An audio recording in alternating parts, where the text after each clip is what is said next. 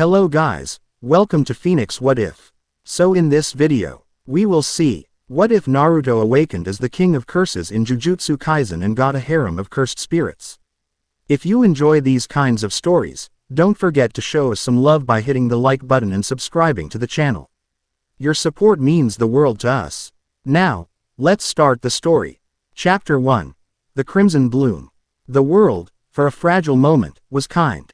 It was the warmth of the late afternoon sun slanting through his window, illuminating dust motes dancing in the air like lazy, golden spirits. It was the savory scent of ramen broth from the cup on his small, rickety table, a simple pleasure, a rare gift from the old man at Ichiraku who sometimes looked at him with sad eyes. Naruto Uzumaki, all of 6 years old, savored the taste on his tongue, the salty, fatty warmth a shield against the chill that usually clung to his small apartment. It was a good day. One of the few. The whispers on the street had been quieter today, the glares less sharp. He had managed to buy the instant ramen without the shopkeeper chasing him out. A victory. He slurped the last of the noodles. The sound echoing in the silence of his room. It was a sparse space, furnished with little more than a bed, a table, and a calendar with a big, grinning picture of the fourth Hokage, a man whose ace was on the mountain that loomed over the village. Naruto didn't know why he kept it. The man was a hero, everyone said so. Heroes were supposed to make people feel safe. Naruto had never felt safe. But the man in the picture had kind eyes and a smile that seemed to promise better days. It was a lie, Naruto knew, but it was a comfortable one. A soft knock echoed from his door. Naruto froze, the cup clattering against the table. Knocks were never good. They meant angry landlords demanding rent he didn't have, or villagers with fists and curses, or sometimes, the silent, masked men who would take him to the old Hokage for another lecture about patience and endurance. Naruto-chan, a gentle voice called from the other side. It's Mrs. Inoichi. I brought you some vegetables from my garden. You can't live on that instant rubbish, you'll waste away. Relief washed over him, so potent it made his knees weak. Mrs. Inoichi was different. She was a frail, elderly woman who lived 2 doors down. She had wrinkles that mapped 100 smiles and hands that were always covered in dirt from her little balcony garden. She never glared. She never whispered. Sometimes, she would leave a SMALL bag of tomatoes or cucumbers by his door, and when he saw her in the hall, she would just nod, a silent acknowledgement that they were neighbors, and that was all that mattered. He scrambled to the door, his heart thumping with a giddy, unfamiliar warmth. He fumbled with the lock, his small hands clumsy with excitement. He pulled the door open, a wide, genuine smile spreading across his whisker-marked cheeks. Thank you, Obaa-chan. Mrs. Inoichi smiled back, holding out a small wicker basket filled with vibrant red tomatoes and a long, green cucumber. There's a good boy. Now make sure you eat them, you hear. It was in that perfect, unguarded moment of simple human connection that his world ended. There was no sound, no warning. One moment, Mrs. Inoichi was standing there, a beacon of kindness in his desolate world. The next, a shadow detached itself from the ceiling of the hallway behind her. It moved with a liquid grace that was utterly inhuman. A glint of polished steel, a swift, brutal arc, and a line of impossible thinness appeared across the old woman's throat. Her eyes went wide, not with fear, but with surprise. The smile was still on her lips. A gurgling sound escaped her, and the basket of vegetables tumbled from her hands, the tomatoes splitting open on the grimy floor, their red pulp a sickening mimicry of the blood that suddenly bloomed across her neck. She fell forward, a puppet with its strings cut, her body hitting the floor with a soft, final thud. Naruto's smile froze. His mind refused to process what his eyes had just seen. The world slowed to a crawl. The sound of his own breathing roaring in his ears. The man who had killed her straightened up. He wore a blank, white mask, devoid of any feature save for 3 black tomo arranged in a circle. He was not alone. 2 more figures dropped from the ceiling, landing as silently as falling leaves. They wore the same masks, the same dark, form-fitting uniforms of Konoha's most elite corps. Anbu. They were supposed to be protectors. The seal is reacting, the first man said, his voice a distorted, metallic rasp from behind the mask. The emotional stimulus was sufficient. Prepare the containment barrier. Seal. Stimulus. The words were meaningless noise. Naruto's gaze was fixed on the spreading pool of crimson that now touched the toe of his worn sandal. It was warm. He could feel its heat seeping into the thin fabric. Mrs. Inoichi's blood. She had brought him tomatoes. She had told him to eat his vegetables. A deep, guttural sob tore itself from his throat. It was a sound of pure, unadulterated agony. The sound of a universe collapsing into a single point of pain. His vision blurred with tears, hot and stinging. He fell to his knees, his small hands reaching for the still figure, his fingers brushing against her cooling cheek. Why? The word was a choked whisper. She was nice to me. Negative emotion is the key, the second masked figure stated, his tone cold and clinical. As if observing a fascinating but messy experiment. Grief, despair, rage. These are the catalysts. The vessel must be broken for the contents to emerge. The vessel, the contents. They were talking about him. They had done this. They had murdered that small, fragile piece of light in his life to get to something inside him. The sorrow that had threatened to drown him began to boil. It simmered, then churned. A roiling caldera of black, venomous fury. The air in the hallway grew thick, heavy, pressing down with a palpable weight. The fluorescent lights flickered violently, then shattered, plunging the corridor into a twilight lit only by the evening sun filtering through a distant window. The energy output is exceeding projections, the third Anbu said, a note of alarm finally entering his voice. The barrier might not hold. It has to hold, the leader snapped. Lord Danzo was explicit. Break the boy, awaken the Kyuubi's power, and seal it into the weapon. We do not fail. But it wasn't the Kyuubi's chakra that was leaking out. This was something else. Something older, colder. It was the collected misery of 1,000 forgotten battlefields, the silent scream of every soul that had died alone and afraid. It was the bitterness of betrayal, the acid of jealousy, the crushing weight of despair. It was the very essence of negative human emotion, and it was churning inside Naruto's soul. Using his rage as a crucible, he looked up, his blue eyes no longer crying. They were burning, burning with a crimson light that seemed to shine from a source deep within him, a light that was not a light, but a devouring darkness. The whisker marks on his cheeks deepened, coarsened, looking less like marks and more like jagged, weeping scars. You killed her, he hissed, his voice a discordant harmony of a child's pain and an ancient, guttural growl. The pressure in the air intensified tenfold. The concrete walls began to groan, fine cracks spider webbing across their surface. The metal doorframes buckled as if under immense physical force. The leader took a hesitant step back, a hand seal half formed. Subject is unstable. Subdue him now. They moved, blurs of motion too fast for a normal eye to follow. But Naruto's eyes were no longer normal. He could see them, every minute twitch of muscle, every subtle shift of weight. The world had become a tapestry of intentions, and theirs screamed of murder. But something else was screaming louder. A voice in his head, a whisper that was both feminine and monstrous, silken and serrated. Hate them. Break them. Make them suffer as you suffer. Let them see true despair. As the first Anbu reached him, blade drawn, a wave of crimson energy, visible as a heat shimmer in the dim light, erupted from Naruto's body. It wasn't chakra. It didn't burn. It erased. The man's outstretched arm, his kunai, his very existence up to the elbow, simply ceased to be. There was no blood, no wound, just a clean, cauterized stump where his arm had been a microsecond before. He stared at the stump, his mind unable to bridge the gap between cause and effect. A scream of agony and disbelief was ripped from his throat. The energy continued to pour out of Naruto. No longer a wave but a torrent. It coalesced behind him, taking shape, rising like a phantom. It formed the silhouette of a woman, tall and unnaturally slender. She wore a flowing kimono the color of dried blood, and her face was hidden behind a shattered porcelain mask, revealing only a single, glowing crimson eye and a mouth twisted in a permanent, manic grin. Long, night black hair floated around her as if underwater, defying gravity. This was Hanya, a being of pure, concentrated rage, born in this instant from the crucible of Naruto's broken heart. The two remaining Anbu froze, their elite training utterly useless in the face of this thing.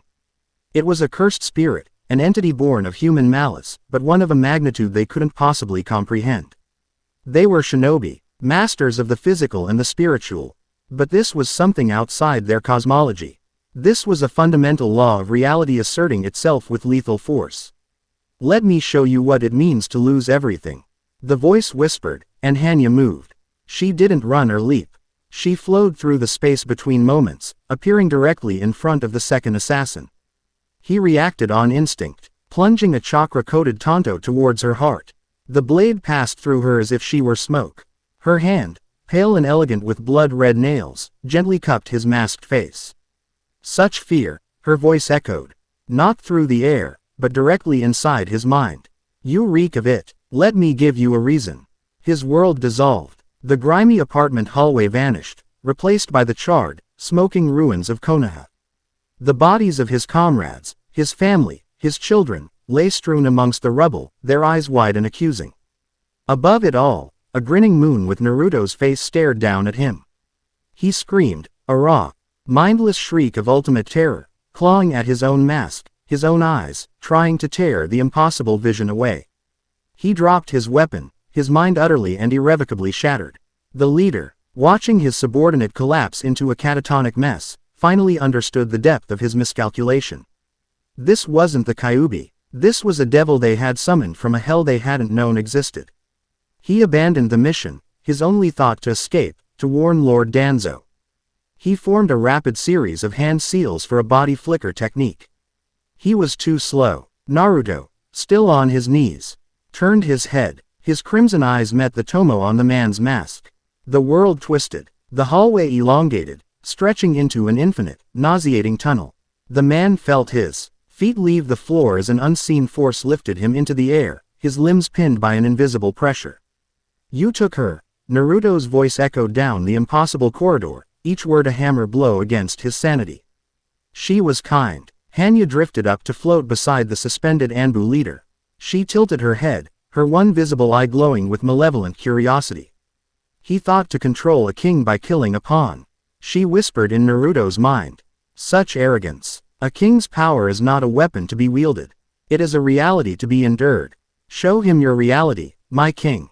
I'll show you. Naruto agreed, his voice flat and empty. He raised a small hand. I'll show you what it feels like to be broken. He clenched his fist. The Anbu leader did not explode. He was not torn apart. He was compressed. The invisible force squeezed him from all directions. Metal, cloth, flesh, and bone were crushed together with methodical, inexorable slowness. There was a series of wet, cracking sounds, like a tree being felled in slow motion, punctuated by the high-pitched metallic shriek of his mask collapsing inward. He was twisted, folded, and compacted into a grotesque sphere of matter no larger than a child's toy ball. It hung in the air for a moment, dripping a thick, dark liquid, before falling to the floor with a wet smack. The pressure in the hallway vanished. Silence descended, thick and heavy, broken only by the whimpering of the insane, catatonic Anbu. Naruto slowly got to his feet. He looked at the carnage, at the compacted ball of what was once a man, at the gibbering wreck in the corner, at the cooling body of Mrs.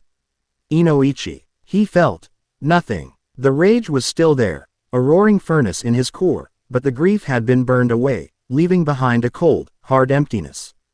Hanya floated before him, her form becoming more solid, more defined. She was beautiful, in a terrifying, predatory way. The broken mask seemed less a concealment and more a part of her, a symbol of a shattered soul remade into a weapon. They will send more, she communicated, her thoughts flowing into his. The old man in the chair with the bandaged eye. The old man on the mountain with the kind face and the hard heart. All of them. They see you as a thing. A tool. A cage. Naruto looked down at his hands.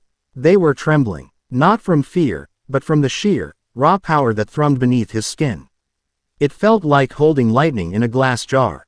He was a cage, but the thing inside wasn't a prisoner anymore. It was him. This place is not a home, Hanya continued, her spectral hand gesturing towards the village beyond the window. It is a prison of memories and expectations. A cage for a fox they fear, blind to the god they have birthed. We must leave. Leave. The thought was both terrifying and liberating. He had nowhere to go. He had nothing. But he had nothing here, either. Nothing but pain and hatred. He glanced one last time at Mrs. Inoichi. He knelt, his movements stiff, and gently closed her surprised eyes. He took one of the unsquashed tomatoes from the floor and placed it in her hand. A final, futile gesture of kindness in a world that had shown him none.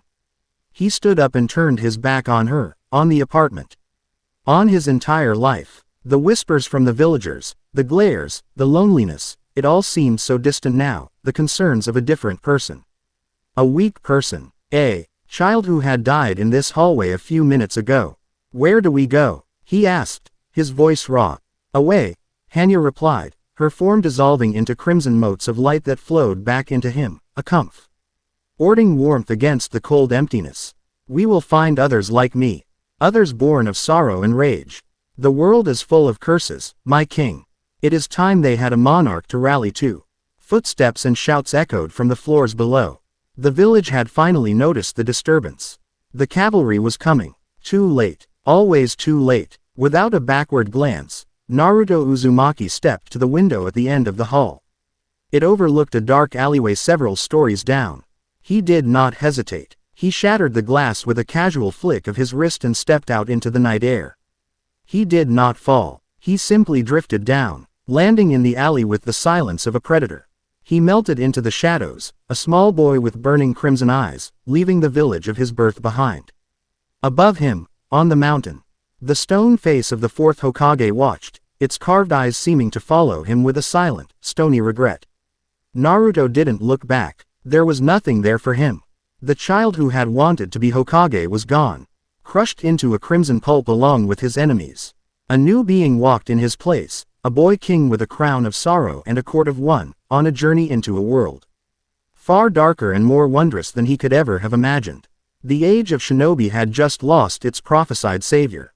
The age of curses was about to begin. Chapter 1 End. Chapter 2. A garden of frozen sorrows.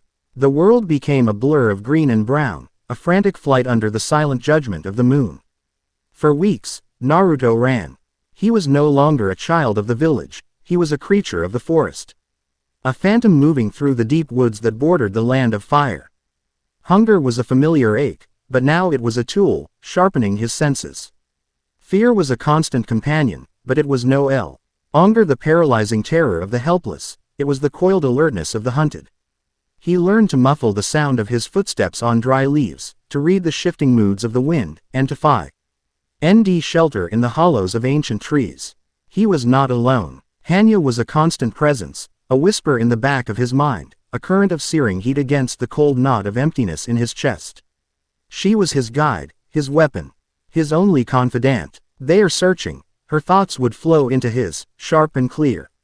Men in masks, men with dogs, they hunt your scent, my king. But your scent is changing. It is less the boy they lost, and more the curse you have become. It confuses their hounds. He learned to use the power that now saturated his being.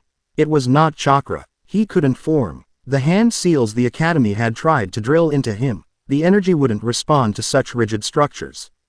This was something more fluid, more primal. It was cursed energy, and it answered not to discipline, but to will. To emotion. He could make the shadows deepen and cling to him like a cloak. He could project a feeling of dread that would send patrols of shinobi veering away from his path. Their instincts screaming at them to avoid a patch of woods that simply felt wrong. One night, crouched in the high branches of a cypress tree, he watched a four-man Konoha team pass below. One of them wore the same featureless white mask as the men who had murdered Mrs. Inoichi. A spike of pure, unadulterated hatred, so intense it made his teeth ache, lanced through him. Patience, my king, Hanya cautioned, her voice a silken restraint on his fury. They are many, we are but two. Your rage is a magnificent weapon, but a blade that is always drawn grows dull. We need allies. We need strength. Where? Naruto whispered, his voice hoarse from disuse. I feel something. Far to the north. A presence, old and powerful. A great sadness, frozen in time.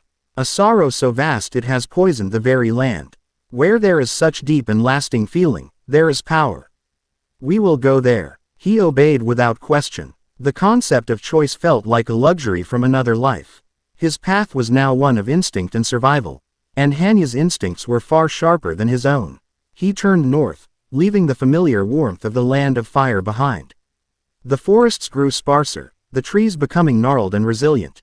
The air grew thin and sharp, carrying the first bite of a winter that never seemed to end.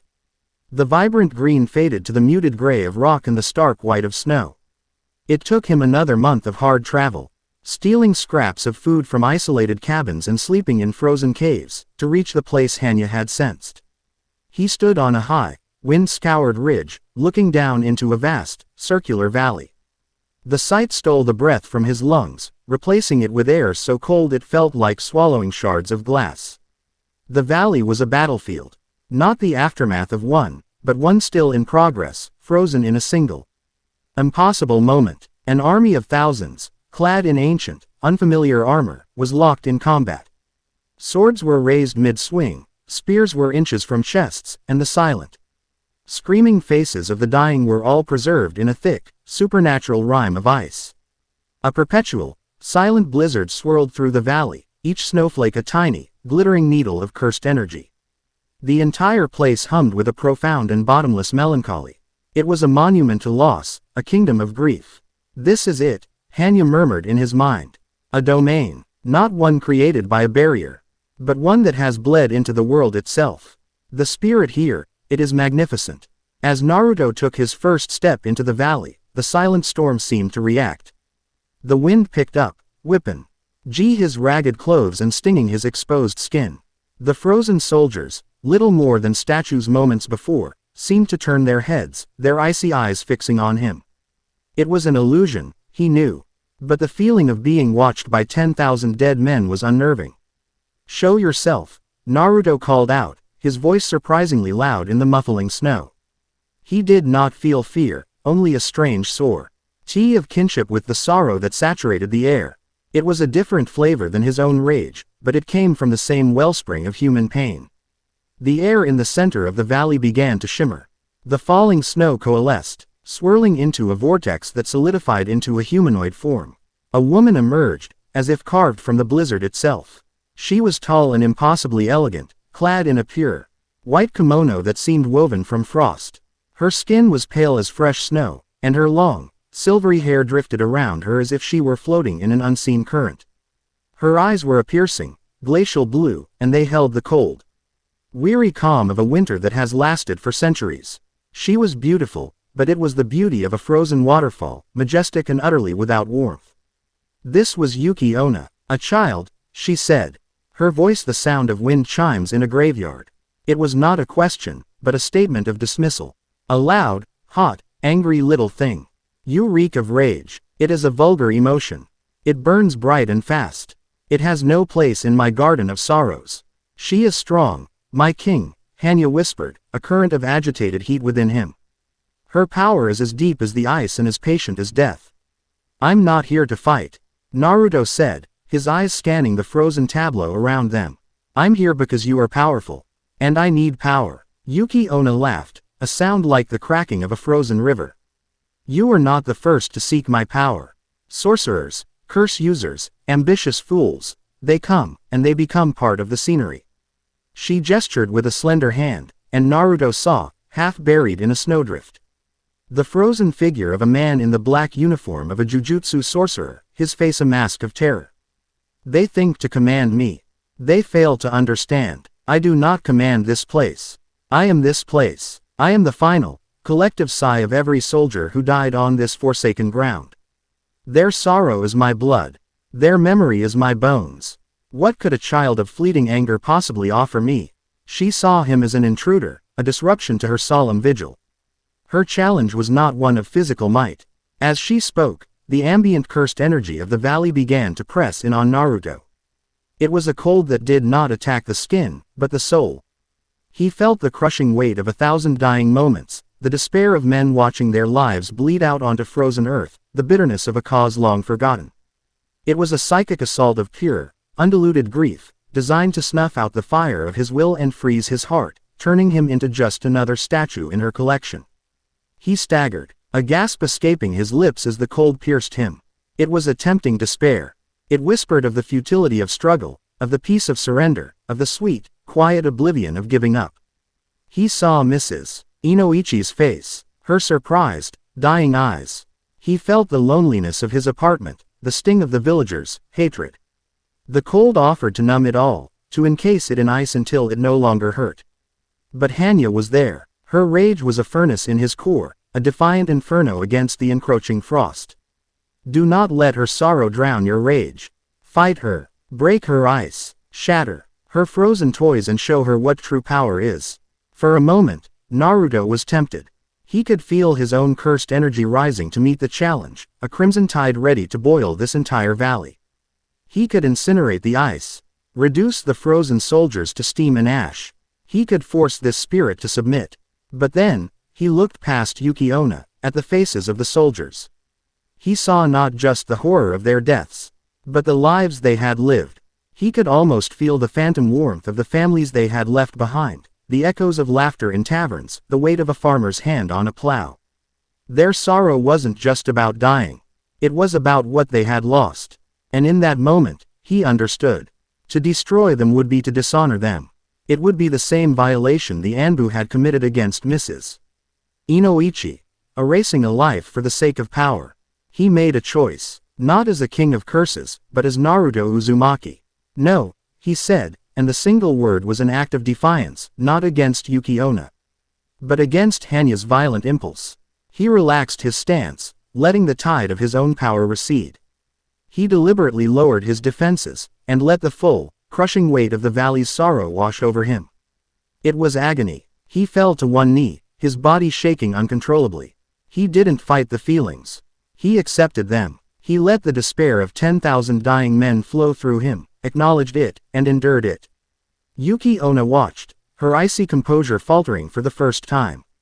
She had expected him to fight back, to lash out with his chaotic energy. This quiet, resolute acceptance was something new. Naruto forced himself back to his feet, his breath pluming in the frigid air. He ignored the Queen of Ice and began to walk. He limped through the frozen ranks of the dead, his small hand outstretched. He didn't touch the soldiers. He simply walked among them, alone, living mourner in a cemetery of ice. He wasn't projecting his power. He was using it as a conduit, standing to the silent screams trapped in the ice. He stopped before the frozen forms of two men who must have been the generals. They were locked in a mortal struggle, their swords embedded in each other's armor. Their faces were masks of hatred, a hatred that had condemned all these men to this frozen purgatory. This was the heart of the curse. You've been fighting for a long time, Naruto said softly, his words addressed to the dead. You died for a cause no one even remembers. You died for nothing, and you're still holding on. You don't have to anymore. He reached out and placed his small, warm hand on the icy gauntlet of one of the generals. He didn't channel Hanya's rage. He didn't channel his own power. He channeled something else, something he thought had been murdered in that hallway, a flicker of empathy. He poured into the ice not a command, but a message. An offering. It's over. You can rest now. For a moment, nothing happened. Then, a change began. A deep, resonant hum vibrated through the valley floor. The cursed energy, once stagnant and oppressive, began to flow. From the spot where Naruto's hand rested, the thick, supernatural ice began to melt. Not from heat, but as if it were simply letting go. The water that trickled down was not cold, it was warm, like tears. The thaw spread. Across the entire valley, the ice that encased the soldiers began to dissolve. But the bodies did not fall. They dissolved with it, turning into motes of pale blue light that drifted upwards, like reverse snowflakes. The silent, screaming faces softened, their expressions of awe and hatred replaced by a look of serene, weary release. A collective sigh, the sound of 1,000 held breaths being let go at once, swept through the valley. The perpetual blizzard ceased. The heavy, gray clouds parted. And for the first time in centuries, a single, pale ray of sunlight pierced the gloom, illuminating the now empty valley. Yuki Onna stood frozen in place, not by ice, but by sheer shock. Her glacial eyes were wide, watching the last of the light motes fade into the sky. Her children, the sources of her sorrow and her power, were gone. But she did not feel diminished. The Oppressive weight on her own existence had lifted. The sorrow was still there, a part of her essence, but it was no longer a crushing burden.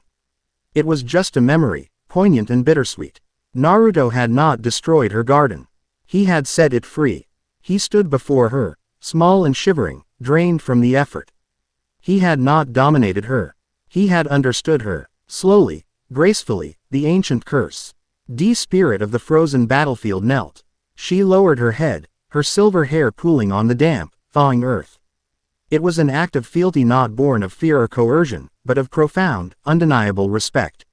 "No one has ever brought the sun to my valley," she said, her voice softer now, laced with a wonder that thawed its icy edges. "You did not seek to control my sorrow. You sought to heal it. I have guarded the dead for an age.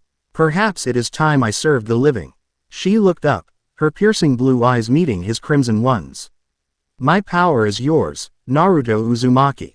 You are a king of a kind this world has not seen before. I will be your shield, and your counsel." Naruto nodded, too exhausted to speak. He felt a new presence settle within him, a cool, calm clarity that perfectly balanced Hanya's searing rage. It was the presence of Yuki Onna. The heat and the cold, the rage and the sorrow, the impulsive and the analytical. He now had both. He stood on the ridge as the sun began to set, looking back at the valley. It was no longer a place of horror, but one of peace. A vast, empty field where thousands of souls had finally found their rest. He had come seeking a weapon, and he had found a queen. His court was growing. His power was settling. The path ahead was still dark and uncertain, but for the first time, he did not feel so utterly alone. He turned away from the setting sun, and looked toward the unknown lands to the south. Somewhere out there, the world was waiting. And so were his enemies. Chapter 2 End. Chapter 3. The Gilded Cage of Jealousy. The years in the wilderness had honed Naruto into something lean and sharp. The softness of childhood had been burned away by the cold and the constant, gnawing vigilance. Now, at 9, his eyes held the unnerving stillness of a predator. And he moved with a fluid economy that was more animal than human. He wore scavenged clothes, dark, durable trousers and a tunic patched in a dozen places, all covered by a thick, bearskin cloak Yuki Onna had helped him cure. He was no longer running, he was roaming, a king surveying a kingdom he had not yet claimed. His court had become the voices in his soul, a council of two that shaped his every decision. The energy signature is volatile. Yuki Onna's thoughts manifested as a cool, logical stream, like a diagram sketched on ice. It is a powerful, singular emotion. Unfocused, like a bonfire raging without a flue. It is centered in that town, within the walled estate on the hill. Jealousy, Hanya countered, her own thoughts a lick of ecstatic flame. "I can taste it, the most delicious and destructive of poisons. A woman scorned, I would wager. Oh, this will be exquisite. Let us go, my king. Let us watch it burn." They stood on a ridge overlooking a prosperous town, a stark sea. Contrast to the desolate wilds they had called home. The town was built around the opulent estate of a minor feudal lord, a sprawling compound of polished wood and elegant, tiled roofs, enclosed by a high, whitewashed wall. It was a picture of serene wealth, but to Naruto's senses, it was a festering wound, leaking a potent, sickly sweet cursed energy that pulsed like a diseased heart. "What do you think they're doing about it?" Naruto asked aloud, his voice a low rasp. "The local sorcerers will be inept," Yuki Onna supplied calmly. "This level of power is beyond a provincial clan. They will be reading the symptoms, exorcising the weak, mindless curses that spawn from the primary's overflow, while being completely blind to the cause. It is a leaking dam, and they are busy mopping the floor." Naruto nodded, pulling his hood lower. He had learned much in the intervening years. Hanya's raw fury gave him combat instinct, while Yuki Onna's ancient sorrow gave him a vast well of strategic knowledge. She had been a silent witness to countless human conflicts, and she understood their patterns. Together, they made him far more than a child with monstrous power. They made him a tactician. He didn't enter the town. He skirted its edges as twilight bled across the sky, using the deepening shadows as his road. The estate wall was a monument to security, patrolled by bored samurai whose flickering lanterns cast long, dancing shadows. To Naruto, it was a minor inconvenience. He laid a hand on the cold stone, and the shadows around him deepened, coalescing, swallowing him whole. He simply stepped through the wall, emerging on the other side into a meticulously raked gravel garden, the transition as seamless as a thought. Not a single pebble was disturbed. The air inside was thick with the cloying scent of night-blooming jasmine and the metallic tang of cursed energy. The opulence was staggering. Silk banners fluttered from eaves, and the sounds of music and laughter drifted from the main hall. A banquet was in progress. Yet, beneath it all, there was a palpable sense of dread, a wrongness that clung to the very air. The source is not in the main hall, Yuki Onna observed. The energy is strongest from that direction. She guided his attention toward a tall, isolated structure at the back of the compound, a bell tower, its silhouette a dark finger pointing at the moon. He moved silently through the manicured gardens, a ghost in the twilight. He passed servants hurrying along wooden walkways, their faces tight with a shared, unspoken fear. He saw a pair of men in the simple, dark robes of Jujutsu sorcerers. Their expressions grim as they reinforced a series of talismans pasted on a storehouse door. They were indeed mopping the floor. As he neared the bell tower, the cursed energy became a physical force. A pressure that made the hairs on his arms stand up. It was a suffocating blanket of possessive rage, of love twisted into a hateful obsession. It whispered of betrayal, of broken promises, of a final, violent act of passion. The tower door was sealed, not just with a heavy wooden bar, but with a thick, braided rope covered in powerful Ofuda seals. The paper was old, but the ink still pulsed with a faint energy. A containment. They have caged it, Hanya hissed in his mind, her voice dripping with contempt. Not exorcised it. They trapped it. The fool who did this has turned a wound into a gangrenous infection. Naruto didn't need to break the seal. He could feel the story it was holding back. He placed his palm flat against the heavy wooden door and closed his eyes, not forcing his way in, but listening. He let the residual energy of the place speak to him. He saw flashes, psychic echoes imprinted on the location. A beautiful woman with hair like spun silk. Her laughter like the bell that now hung silent above. A man, Lord Kageyama, his face handsome but his eyes holding a flickering, paranoid light. A stolen conversation in the garden. A kind word from a visiting poet. Kageyama's face twisting into a mask of feral rage. The woman's confusion turning to terror. A hand gripping her throat. A ceremonial dagger. The brutal, final plunge. Then, the desperate cover-up. The body hidden. The bell tower, a monument to his love for her, repurposed as her tomb. The hiring of sorcerers to cleanse his home of his wife's unquiet spirit, telling them she had died of a sudden sickness. The seal. The trap. He hadn't just killed her. He had imprisoned her soul. He made her into this, Naruto murmured, his own voice cold. He felt a flicker of something he hadn't in a long time, not just rage, but a profound sense of injustice. He is a monster, Hanya spat. He took her love and forged it into a curse. He deserves a death of exquisite agony. Let us give it to him, my king. A direct assault would be unwise, Yuki Onna countered, her cool logic a necessary bomb. The sorcerers, misguided as they are, would intervene. His guards would swarm us. It would be a messy, unnecessary battle. We won't fight them, Naruto decided, a plan forming, sharp and clear. We'll make them fight him. He turned from the tower and melted back into the shadows, making his way toward the boisterous sounds of the main hall. He slipped through a servant's entrance, moving through the bustling kitchens unseen, a phantom of purpose amidst the chaos of the feast. He emerged, behind a decorative screen at the edge of the grand hall. Lord Kageyama sat at the head of the room on a raised platform, a silken cushion beneath him and a golden cup of sake in his hand. He was laughing, his face flushed with drink. A perfect portrait of a powerful, contented man. But Naruto could see the truth. He could see the fine tremor in the Lord's hand, the way his eyes darted towards the shadows. The cloying aura of fear and guilt that clung to him like a shroud. A word, my king, and I will fill this room with their worst nightmares, Hanya offered, eager. I will make him confess his sins to the world. He won't just confess, Naruto whispered. He'll be condemned. He focused, drawing on Hanya's power, not to create a grand illusion, but a subtle, targeted one. He reached out with his cursed energy, a delicate, invisible thread, and touched the minds of the two Jujutsu sorcerers who stood guard near the Lord's platform. He didn't invade their thoughts. He simply planted a seed. A single, clear image. Delivered as if it were a memory of their own. The bell tower. The struggle. The dagger. The blood on Kageyama's hands. The two sorcerers stiffened. One of them blinked, shaking his head as if to clear it. He glanced at his partner, who wore a mirror expression of sudden, horrified clarity. They looked at the laughing lord, and then at each other. The lie they had been told had just shattered. At the same moment, Naruto drew on Yuki Ona's power. A sudden, unnatural chill swept through the grand hall. The candles and lanterns flickered, their flames turning a sickly blue-white. The music faltered. The laughter died in the throats of the guests. A thin layer of frost spread from the corners of the room, tracing intricate, fern-like patterns across the polished floors.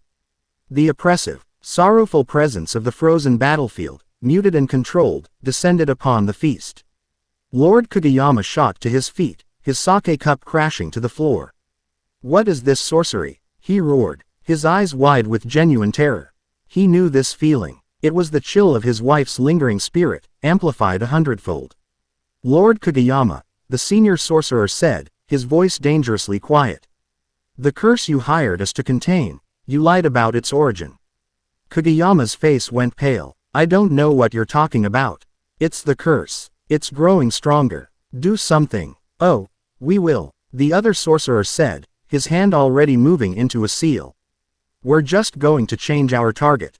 Chaos erupted. The guests screamed and scrambled for the exits.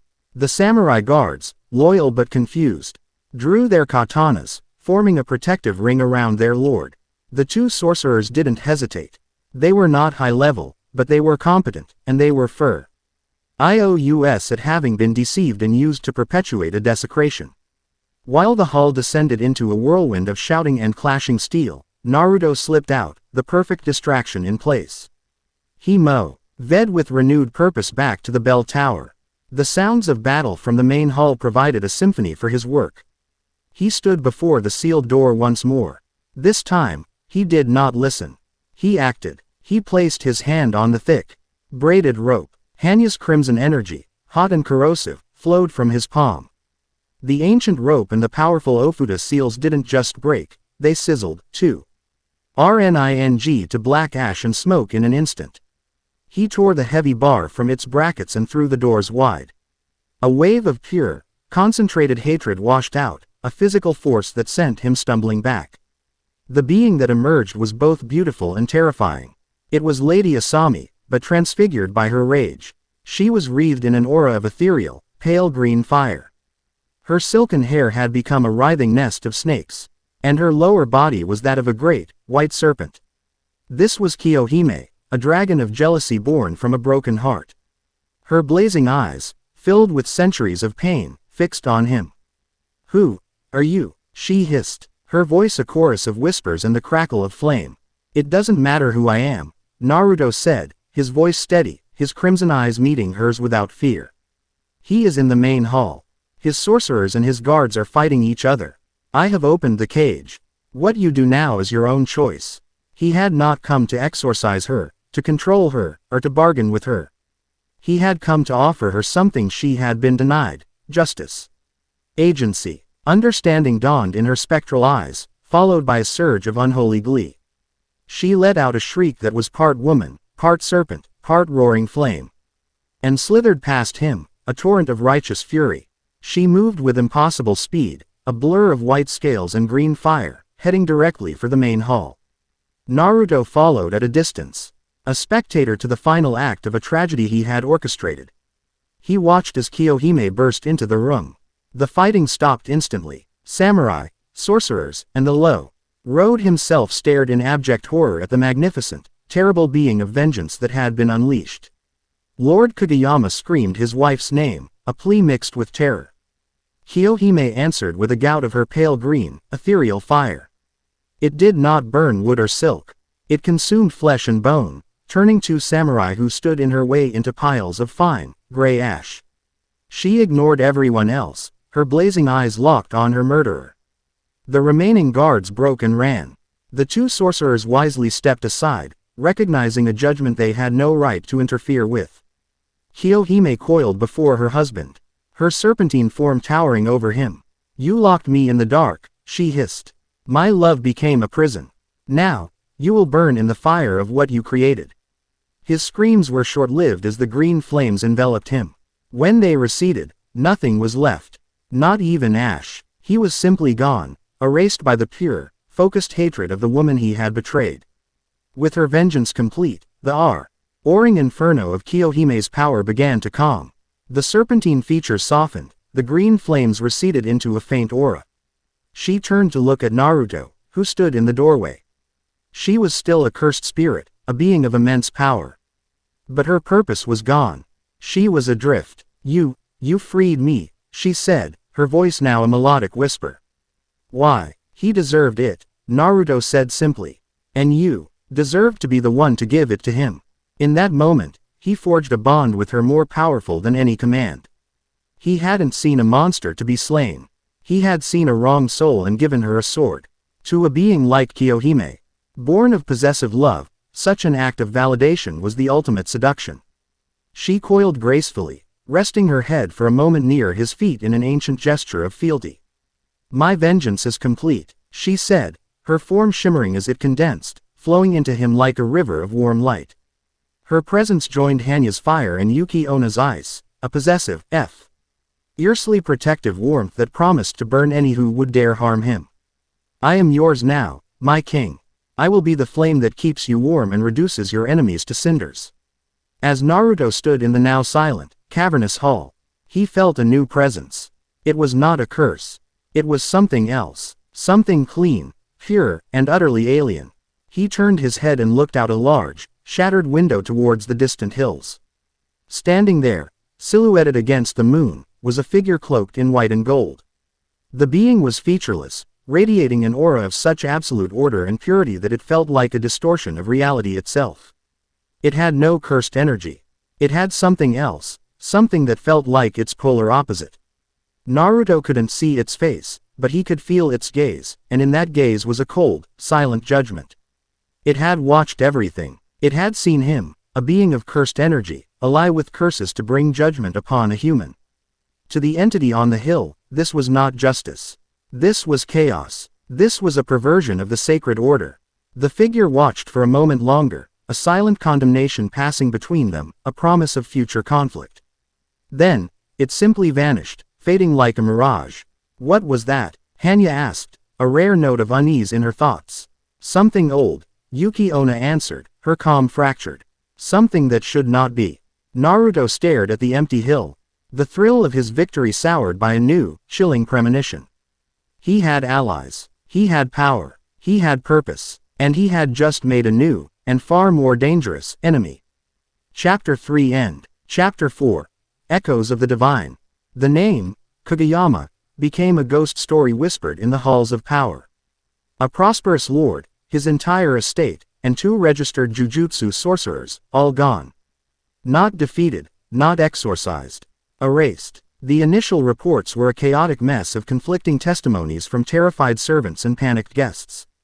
They spoke of a woman made of green fire and white scales, of a sudden, unnatural frost, and of a small boy with eyes that burned like crimson coals, who stood in the center of it all, a calm conductor to a symphony of destruction. Such a precise and overwhelming display of cursed energy was an event horizon. It sucked in all attention, and at the center of the jujutsu world's attention stood one man. Gojo Satoru hummed a cheerful, off-key tune as he strolled through a sun-dappled forest, a bag of kikufuku swinging from his hand. To any observer, he was just a ridiculously tall man with a blindfold and a sweet tooth. But his 6 eyes were not looking at the trees or the path ahead. They were observing the very fabric of the world, reading the faint, residual traces of cursed energy left on the land like footprints in snow. 3 distinct signatures, he mused to himself, popping a sweet into his mouth. All high grade, at least. One is pure rage, very straightforward. Nasty. Another is old, deep sorrow, the kind that seeps into the bedrock. And the third, that one's spicy, vengeful, possessive, obsessive. And all of them are tethered to a 4th signature, the epicenter. His 6 eyes followed the tether, a swirling vortex of energy so immense, so primal. It was like looking into the heart of a newborn star. It was chaotic, yet held a terrifying coherence. It was the energy of a child, but it had the depth and weight of an ancient god. "Well now," Gojo said, his cheerful demeanor hardening into something sharp and dangerous. "This is way above the pay grade of the Kyoto geezers. This is interesting." He found Naruto in the ruins of an ancient monastery, perched atop a crumbling stone archway like a gargoyle. The boy was looking out over a valley, his small frame a stark silhouette against the afternoon sky. He wasn't radiating power in a showy display. The energy was coiled within him, a sleeping leviathan. But Gojo could see it. He could see the shimmering forms of Hanya, Yuki Onna, and Kiyohime as spectral queens orbiting their young king. It was a court of spiritual royalty, a power structure he had never conceived of. This wasn't a curse user with Shikigami. This was something fundamentally new. "Yo," Gojo called out, his voice echoing in the stone ruins. "Nice view. A little bleak for my tastes. Not enough souvenir shops." Naruto didn't startle. He simply turned his head, his crimson eyes fixing on the white-haired man below. There was no fear in his gaze, only a calm, unnerving assessment. He had been aware of Gojo's approach for the last 10 miles. "He is powerful," Yuki Onna's cool thoughts flowed. "His energy is a perfect, unending circle. An ocean without a shore. He is untouchable. He hides his eyes, but they see everything," Hanya added, a low growl in her mental voice. "He reeks of confidence. I hate it. Let me shatter his mind. My king. He is beautiful," Kiyohime purred, her possessive nature intrigued by this pinnacle of human power. "A fine addition to your court, perhaps. Once he is broken to your will." Naruto ignored them, his focus entirely on the man below. "You're Gojo Satoru," he stated. It wasn't a question. Gojo grinned, leaning against a broken pillar. "The one and only. And yo, the little monster who's been making such a mess. Tell me, do you have a name, or should I just call you Trouble?" "Naruto Uzumaki," he replied, his voice flat. He leapt from the arch, landing silently on the stone flags 20 feet below. "You're here to kill me." "Kill you? Nah." Gojo waved a dismissive hand. "Killing you would be a colossal waste of talent. And a real headache. I'm more of a scout. The higher-ups, see. They're the kill it with fire types. Me, I'm more of a let's poke it with a stick and see what it does kind of guy." He took a step forward, his grin never leaving his face. But his 6 eyes were analyzing every particle of Naruto's being. "So, what's the deal? Did you eat a cursed object? Make a pact with a demon? Find a really cool lamp? The energy your TTING out doesn't fit the standard models." "I am the model," Naruto said, his voice dropping, taking on a resonant, ancient quality that did not belong to a 9-year-old. It was the echo of the king of curses within him. "You are the ones who are obsolete." Gojo's grin widened. "Oh, I like you. You've got guts." His demeanor shifted in an instant.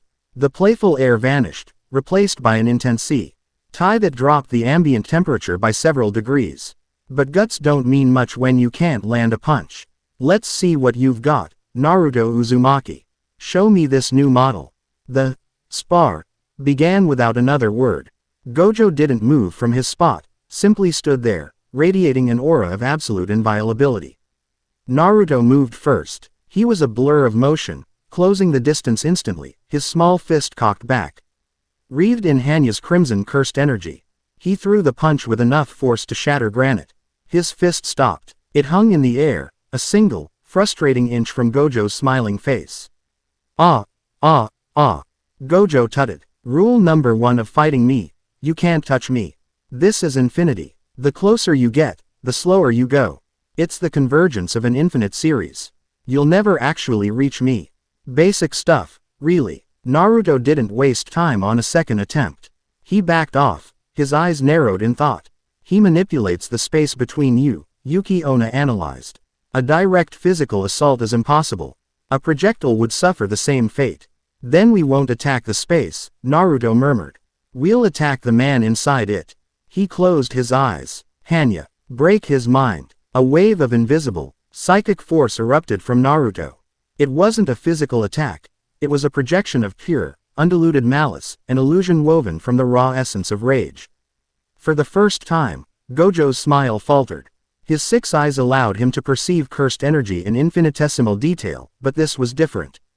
It wasn't an attack on his body or his energy, but on his perception of reality itself.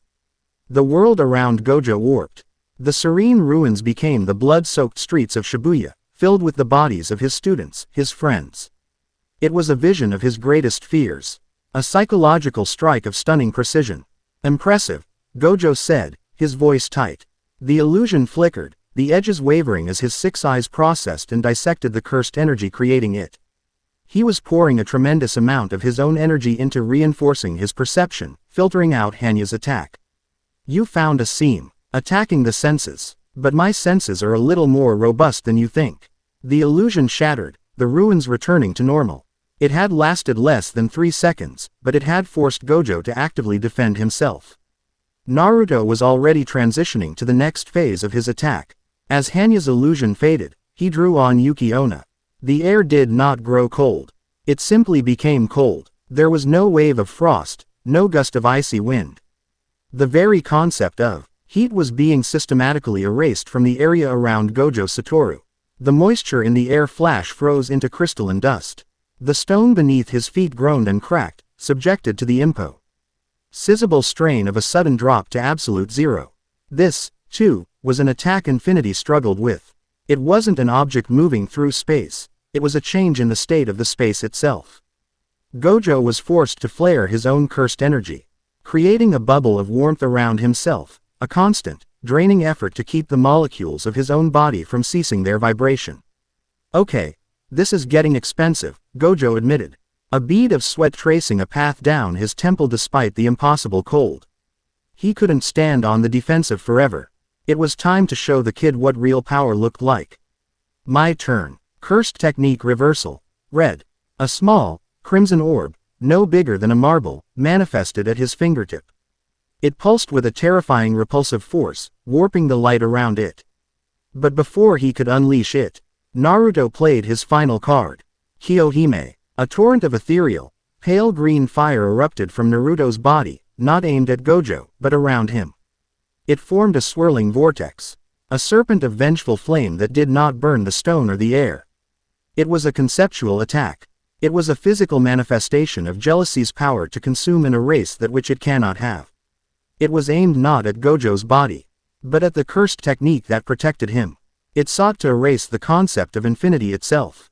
Gojo's eyes widened behind his blindfold.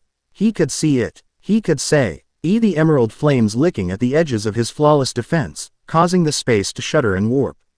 It wasn't breaking through, but it was corroding it, forcing him to pour even more energy into reinforcing the technique. A mental assault, an environmental state change, and a conceptual corrosion. All at once. This boy wasn't just a powerhouse. He was a strategic genius, using his curses a master swordsman wielding 3 blades at once. The stalemate had to break. Gojo brought his hands together. Blue began to form in one hand, the manifestation of attraction. Red pulsed in the other. He was preparing to combine them, to unleash the ultimate expression of his power. Hollow technique. Purple. Across from him, Naruto's own cursed energy exploded outwards. The ground beneath him cracked. The air thickened into a soupy, crimson mire. This wasn't a refined technique, it was the raw, unrestrained outpouring of his soul, the beginning of a domain expansion. His inner world, a kingdom of rage, sorrow, and jealousy, was about to manifest and overwrite reality. Domain expansion. Throne of the. They both stopped. In the infinitesimal space between heartbeats, they both felt the consequence of their next actions. The collision of hollow purple and a nascent domain expansion would not just level the ruins. It would scour the entire valley from the face of the planet. The power receded. The cold vanished. The green flames dissipated, and the oppressive crimson aura around Naruto coiled back into him. Gojo let his own technique fade, the orbs of red and blue light winking out of existence. Silence. Okay, Gojo said, letting out a long, low whistle. Okay, you passed the test. He ran a hand through his white hair, his usual grin replaced by an expression of pure, unadulterated shock. You almost forced me to get serious. Nobody almost forces me to get serious. A grudging respect had been forged in the crucible of their aborted cataclysm. Gojo saw a power that could reshape the world, for good or ill.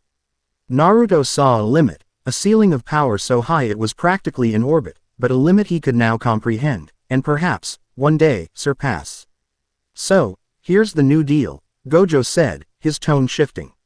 He was no longer a teacher testing a student. He was a king addressing another king. You stay out of our way, and we stay out of yours. You're not a curse to be exorcised. And you're not a sorcerer to be managed.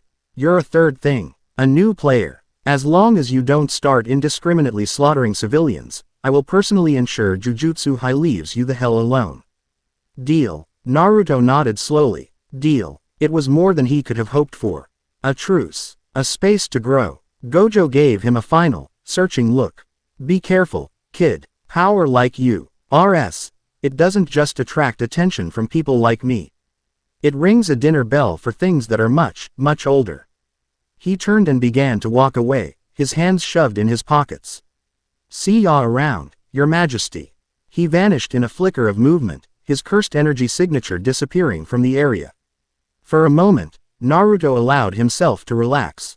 He had faced the strongest, and he had survived. He had earned his place. And that was when the new presence arrived. There was no sound, no flash of light. One moment the space before him was empty, the next, it was occupied. It was the figure from the Kageyama estate. The being cloaked in white and gold. It was tall, sexless, and its face was a smooth, impassive golden plate from which a single, unblinking blue eye stared. It radiated an aura of absolute, suffocating order. It had no cursed energy. It was a void, a hole in the world where cursed energy should have been. Aberration. The being spoke, its voice a perfect, multi-ton chord that seemed to vibrate in Naruto's bones. Your existence is a corruption of the law. The confluence of cursed souls around you is a blasphemy against the great design. You will be unmade. This was Metatron, a celestial arbiter. Before Naruto could even react, the being raised a hand. A spear of golden light, pure and clean, materialized and shot forward. It moved faster than sound. Instinctively, Naruto threw up a shield of his own cursed energy. The spear struck. There was no explosion, no impact. The golden light simply touched his shield, and the crimson energy unraveled. It didn't break, it ceased to exist. Erased like a line of chalk wiped from a board. The spear continued, unabated, and struck him in the shoulder. Pain, white-hot and absolute, erupted in his body. It was a pain unlike any he had ever known. It wasn't just a physical wound. Where the spear had passed through, his very cursed energy was on fire, being nullified, unwritten from his soul. He could feel Hanya, Yuki Onna, and Kiyohime screaming in his mind as the golden energy's effect spread, a divine poison. He staggered back, clutching his shoulder, his left arm hanging limp and useless. Healing, his curse's natural response to injury, was failing. The wound was not closing. The tools of chaos cannot mend a wound of order, Metatron chimed, raising its hand again. Naruto knew he couldn't win this fight. His powers, his curses, his entire arsenal was useless against an enemy that could simply will them out of existence. This wasn't a battle of strength. It was a battle between two incompatible forms of reality, and his was losing. He had only one option. With a primal scream of defiance and pain, he unleashed everything he had left in a single, unfocused, omnidirectional blast. The ruins exploded. Dust, stone, and a tidal wave of crimson energy erupted outwards, a desperate smokescreen. He turned and fled. He poured every ounce of his will into speed, his curses lending him their strength. Ignoring the searing pain in his shoulder, he ran, not with the strategic consideration of before, but with the pure, frantic terror of prey. He risked a glance back. Metatron hadn't moved. It stood amidst the settling dust, its single blue eye watching him go. It did not pursue. It had made its point. It had delivered its judgment and inflicted its wound. The chase was unnecessary. The poison would do its work.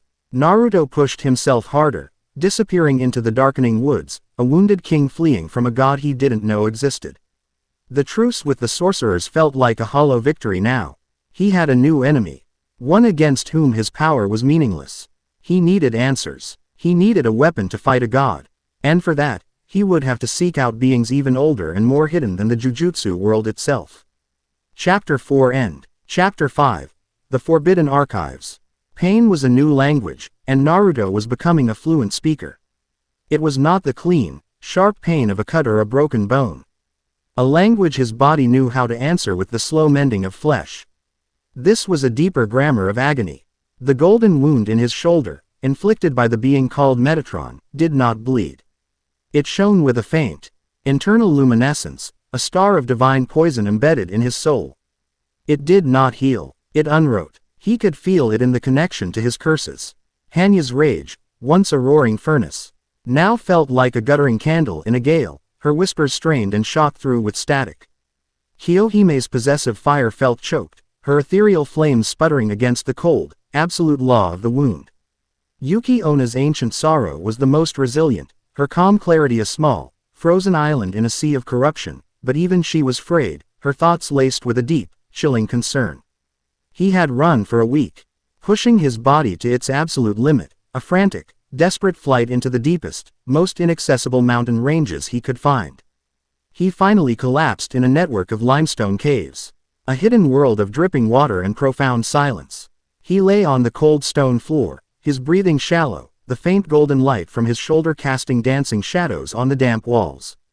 It feeds on us. Kiyohime's thoughts were a pained hiss, laced with a fear he had never heard from her. When I try to burn it, the light grows brighter. It consumes my fire. It is an anti-curse, Yuki Onna clarified, her voice a thin, brittle sheet of ice. Our very nature is anathema to it, and its nature is a solvent to ours. We are cursed energy, the product of chaotic, negative emotion. It is order, absolute. The more chaos we throw at it, the more order it imposes. To fight it directly is to strengthen it. Then we will rip it out. Hanya snarled, a surge of defiant energy lashing out within him. Naruto cried out, doubling over as Hanya's power flared against the divine wound. The golden light pulsed brightly, and the pain intensified tenfold, a searing wave that nearly made him black out. Stop, he gasped, clutching his shoulder. You're making it worse. A grim silence descended in his mind. The truth was laid bare. They were helpless. His queens, his weapons, the very source of his power, were useless. Worse, they were a liability. For the first time since he had fled Konoha, Naruto felt a cold spike of genuine despair, a feeling he thought he had burned out of himself long ago. He was a king with a poisoned crown, his kingdom crumbling from within. It was Yuki Onna who broke the silence, her thoughts careful and measured, like a person walking on thin ice. There are legends, whispers I have gathered over the centuries, like frost collecting in the shadows. Stories that the Jujutsu clans have forgotten, or perhaps, chose to forget. They speak of beings who are neither sorcerer nor curse. The scholars of the mountains. The guardians of forbidden knowledge. Who? Naruto asked, his voice raw. The Tengu, she replied. They are ancient spirits, far older than the current Jujutsu society. They value balance and knowledge above all. They see both the chaos of curses and the arrogance of sorcerers as vulgar imbalances. It is said their libraries hold the true history of the world. A history that predates the very concepts of Jujutsu and cursed techniques. Hermits and cowards, Hanya scoffed, though her protest lacked its usual fire. Hiding on their mountaintops while the world burns. What help could they be? They would understand this order, Yuki Onna insisted. If anyone knows what that creature was, and how to fight it, it would be them. They hoard knowledge of all kinds, especially that which is deemed too dangerous. But they will not share it freely. They do not suffer fools, and they despise those who are slaves to their own power. A new path, a slim, desperate chance. It was more than he had a moment ago. Where are they? Naruto asked, pushing himself into a sitting position, every movement an exercise in agony. Yuki Onna guided him, projecting a map into his mind, a landscape of memory from a time when the world was younger. It was a journey to the spine of the world, a range of impossibly tall, mist-shrouded peaks that were little more than myths on modern maps. The journey was an ordeal. The golden wound was a beacon in the spiritual world. Low-level curses, mindless things born of rot and fear, were drawn to it like moths to a flame. They sensed his power, but they also sensed its decay. They smelled a wounded predator. He could no longer incinerate them with a wave of his hand. Each fight was a drain on his dwindling reserves. A calculated risk. He was forced to become a true creature of the shadows, using stealth, misdirection, and cunning. He would lead packs of curses into treacherous ravines or into the territory of larger, more dangerous beasts, letting his pursuers become another's prey. It was a brutal, humbling lesson in what it meant to be weak.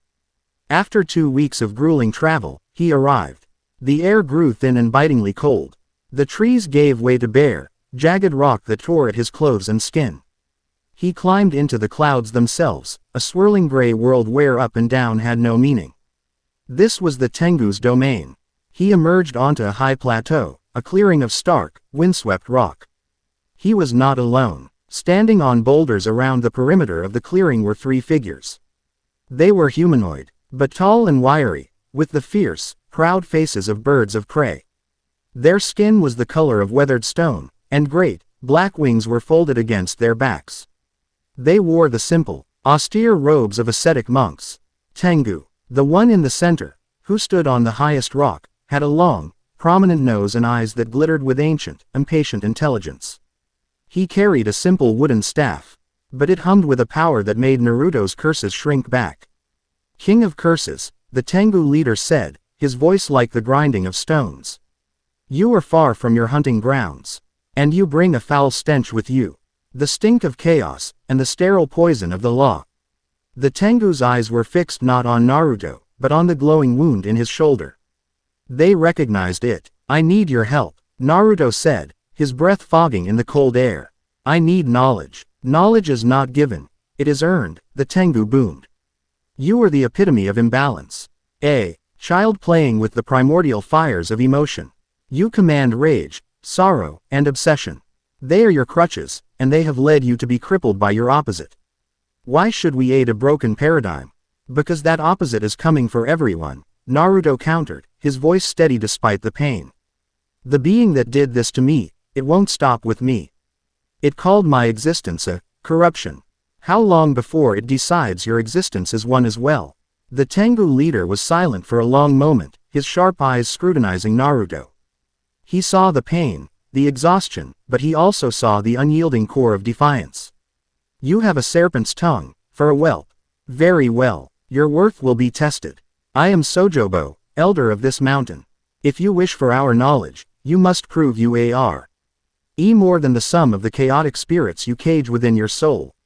You will face 2 trials." He gestured with his staff, and the flat rock in the center of the plateau became smooth, a perfect D of lines etching itself into the stone.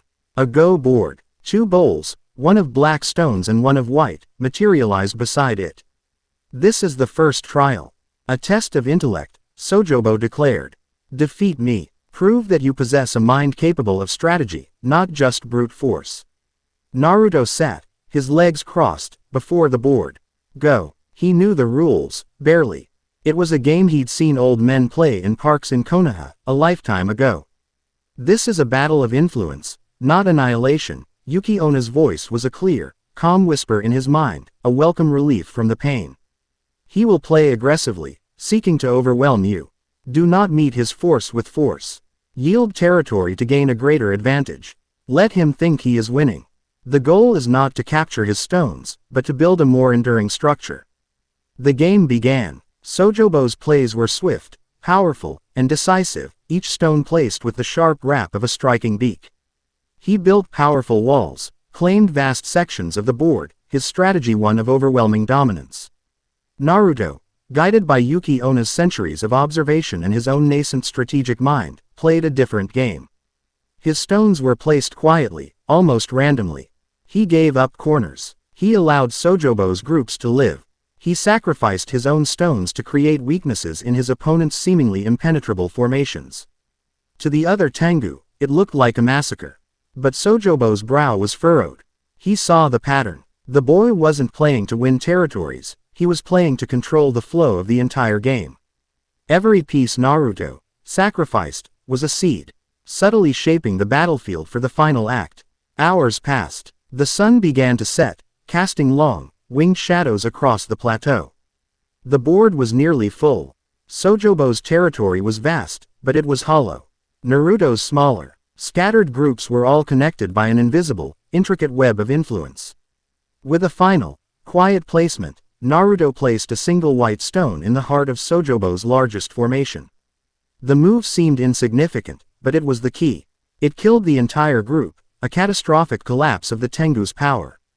The game was over. Naruto had won, not by a wide margin, but by a single, elegant, and undeniable point. Sojobo stared at the board, then looked at Naruto, a flicker of grudging respect in his ancient eyes.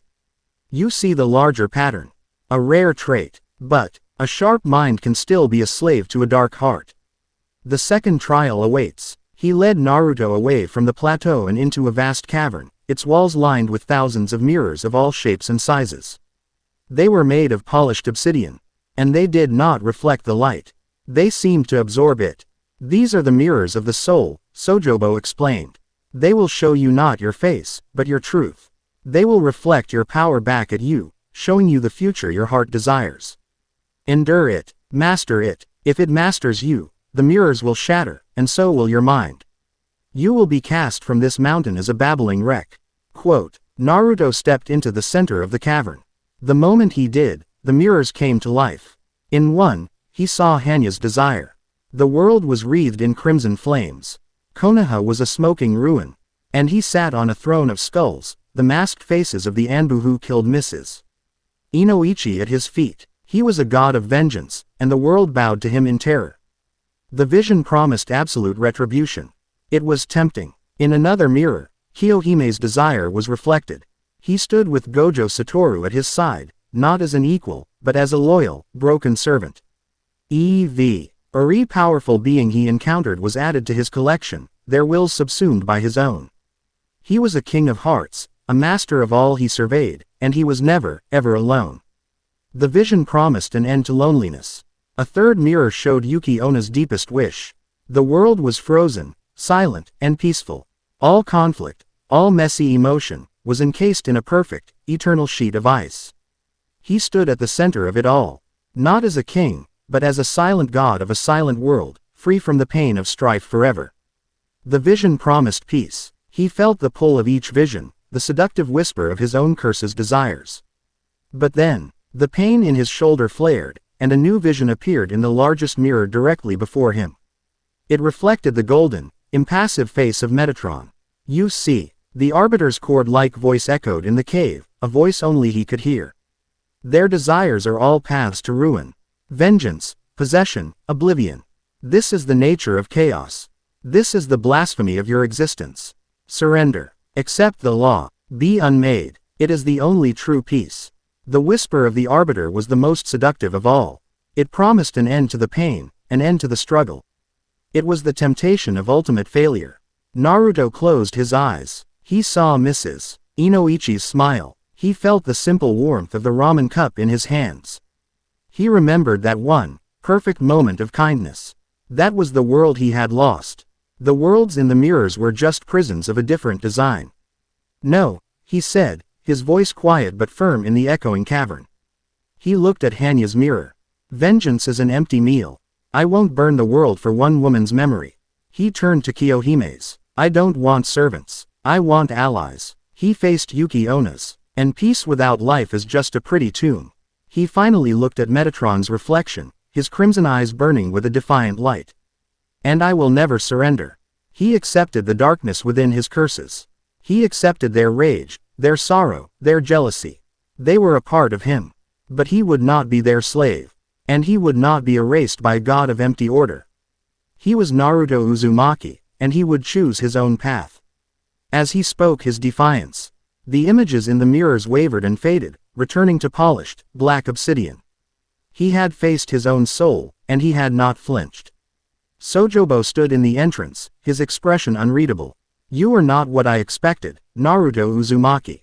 You carry a hurricane in your heart, yet you are the eye of the storm. You have earned your prize. He granted Naruto access to the archives. It was a library beyond imagining. A spiraling cavern carved into the mountain's core, its walls lined with countless scrolls stored in crystalline niches. Here, With Sojobo as his guide, Naruto read the truth. He read of the Celestial Court, an entity of pure law that existed in a higher dimension, viewing their reality as a flawed experiment. He learned that Metatron was just one of its many arbiters. He read of an ancient war, ages ago, where a being of immense cursed energy, the original king of curses, rose to challenge the court. The scrolls described a being of overwhelming power, a walking cataclysm. And he read how that king had lost. The law does not fight chaos. It consumes it, Sojobo explained, pointing to a diagram on a scroll. The divine energy of the court uses cursed energy as fuel. The more the ancient king raged, the more he attacked, the stronger the arbiters became. They did not defeat him. They forced him to burn himself out. A fatal design flaw. Despair threatened to return. His entire existence was the enemy's primary food source. How could he possibly fight? Then he found it. A small, separate scroll, a personal observation from a Tengu scholar who had witnessed the final battle. It was filled with frantic, odd script. The king is beaten. The law is absolute. And yet, the arbiter hesitated. Before striking the final blow, it was repelled. Not by a curse, not by a technique. It was repelled by the world itself. A single, wild flower bloomed on the blasted battlefield. A thing of chaos, of life, that the law could not immediately unmake. It was a paradox. The law is perfect order. But life requires chaos. Absolute order is absolute death. Its rigidity is its weakness. The scroll went on to mention a myth, a being the old king had been searching for before his final battle. A being that was neither of the court nor of the curses that spawned from human emotion. A primordial entity, a curse of creation and destruction, embodying the Vir. Why paradox that had made the arbiter hesitate? A name, Izanami. Naruto's eyes locked onto the name. A path, a weapon, a new kind of power. He left the mountain as the sun rose, the golden wound in his shoulder still aching. A constant reminder of his enemy. But the despair was gone, replaced by a cold, hard resolve. He had faced his own soul and the history of his power. He was wounded, but he was no longer lost. He was a king who had lost a battle, but had just found the map that could win him the war. His next hunt was not for power, or allies, or territory. It was for a ghost, a myth, a primordial god. Chapter 5 End. Chapter 6. The Parliament of Curses. Knowledge was a compass, but it pointed towards a battlefield of impossible scale. The name, Izanami, was a whisper, a ghost on a map of myths. Naruto knew he couldn't hunt for a primordial god while looking over his shoulder. The Celestial Court was a future war, but the world of Jujutsu and the chaotic, cannibalistic nature of his own kind were immediate threats. To face a god, he needed more than a sword, he needed a kingdom. He needed to turn a scattered, warring species into an army. He stood at the heart of Aokigahara, the Sea of Trees. It was a place saturated with cursed energy, a forest that had drunk centuries of human despair and suicide, its roots sunk deep into the soil of sorrow. The veil between the worlds was thin here, and the air itself hummed with a low, malevolent energy. It was the perfect throne room. The golden wound on his shoulder was a dull, constant ache, a tether to his new reality. He had learned to live with it, to wall it off with Yuki Ona's cold discipline, preventing its spread. It was a reminder, a motivator. He would not be hunted again. From this day forward, he would be the hunter. He took a deep breath. And for the first time, he did not coil his power. He unleashed it. It was not an attack. It was a declaration. A tsunami of pure, primal cursed energy erupted from him, washing through the forest and spreading outwards for hundreds of miles. It was a signal flare fired into the spiritual world, a psychic broadcast that every curse with a modicum of intelligence would feel. The message was simple, arrogant, and undeniable. I am here. I am stronger than you. Come to me. He then began to shape the forest. Drawing on his immense reserves, he didn't cast a barrier. He bent the existing reality. The trees twisted and grew, their branches weaving together to form a colossal, living dome, shutting out the sky. The forest floor became a grand, tiered amphitheater of moss-covered roots and dark earth. In the center, a throne of gnarled, petrified wood rose to meet him. He sat, the king of curses on a throne of cursed wood, and he waited. They came, first as trickles, then as a flood. They were drawn by the irresistible gravity of his power, their predatory instincts superseded by a deep, primal curiosity. A hulking, spider-like curse with too many human eyes skittered from the shadows. Its mandibles clicking nervously, a shimmering, amorphous curse born of plague and pestilence oozed from the ground, its form constantly shifting. Ancient, territorial spirits, thin GS that hadn't left their domains in centuries, materialized at the edges of the clearing, their forms twisted amalgamations of human fear. Then came the ones who thought themselves royalty. A pillar of fire erupted in the amphitheater, resolving into the form of Jago. He was short, with a single eye and a head shaped like a volcano. He radiated an arrogant, explosive power and looked at the assembled curses with contempt. And at Naruto with open disbelief. He was followed by Hanami, a tall, powerfully built curse with branches growing from his eye sockets, his presence a strange mix of serene nature and lethal force. A third presence, a silent, pulsating cursed womb, settled nearby, Dagon, not yet fully manifest but already a well of immense power. The air was thick with malice and ambition. 100 predators sizing each other up. It was a hair's breadth from erupting into a chaotic free-for-all. A child, Jago's voice was a derisive rumble, like stones grinding in a volcano's throat. He pointed a finger at Naruto. You are the source of this summons. A human-shaped brat playing at being a king. This is an insult to all true curses. He is powerful, but his rage is unfocused, Yuki Onna noted calmly in Naruto's mind. His heat is a wildfire. A force of nature, but without discipline. Let me have him, Hanya snarled. I will show him the true meaning of an eruption. Naruto didn't move from his throne. He simply raised an eyebrow. I am more true than you can possibly comprehend, little mountain. You came when I called. That makes you my subject, whether you accept it or not. The only question is whether you will be a willing one. Jago laughed, a harsh, grating sound. You have power, I will grant you that.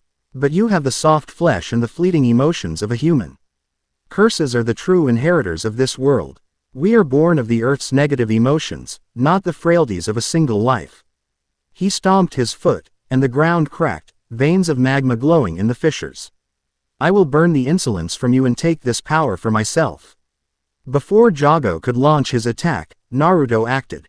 He didn't stand. He didn't raise his hand. He simply asserted his will.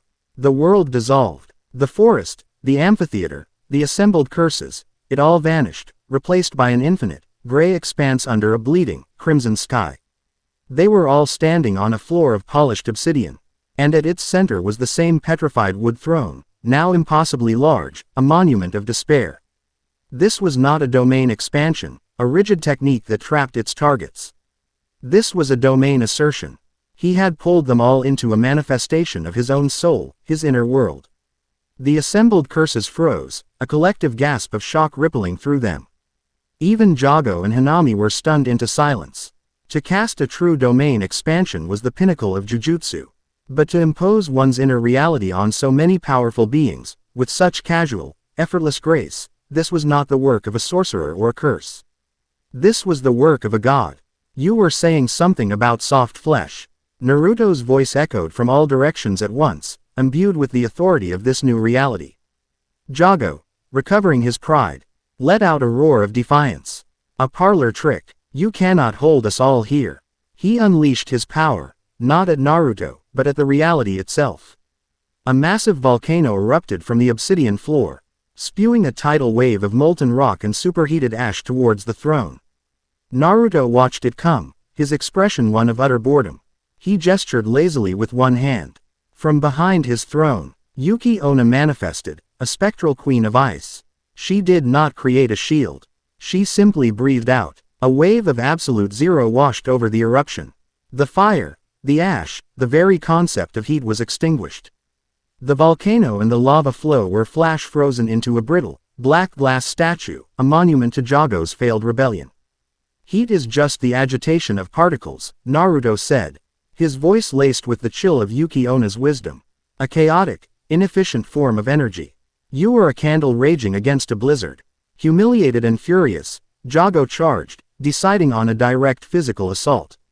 But as he ran, Hanya flickered into existence before him. She didn't attack. She simply met his gaze. Jago's world shattered again. He was no longer in Naruto's domain. He was alone, his powers gone. His volcanic body crumbling to ash as the world grew cold and dark. He saw the future he feared most. A world where curses had been completely eradicated, and he was the last, pathetic survivor. A forgotten ember dying in the endless dark. It was a vision of absolute impotence, a nightmare tailored to his pride. He screamed, falling to his knees, clawing at his own head. Pride is a fragile thing. Naruto's voice echoed, pulling Jago from the illusion. He was back on the obsidian floor, trembling. Naruto finally stood. He descended the steps of his throne, and as he walked, Kiyohime manifested beside him, a sinuous dragon of emerald fire and white scales. She coiled around Jago, her presence not one of overt aggression, but of suffocating possessiveness. She opened her mouth and breathed a small, controlled jet of her pale green, ethereal fire. It did not burn Jago, but it struck his chest, leaving behind a glowing green brand, a stylized fox head intertwined with a serpent. A mark of ownership. You are strong, Jago, Naruto said, his voice quiet now, standing before the defeated curse. But your vision is small. You wish to burn the world of humans. I wish to keep us from being unmade entirely. He released the domain assertion. They were back in the forest amphitheater as if nothing had happened.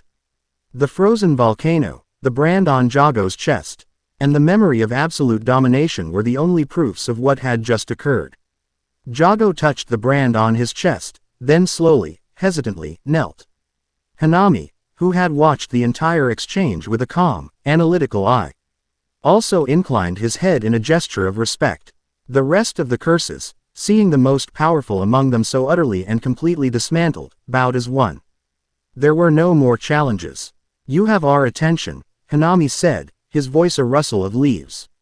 You speak of a greater enemy.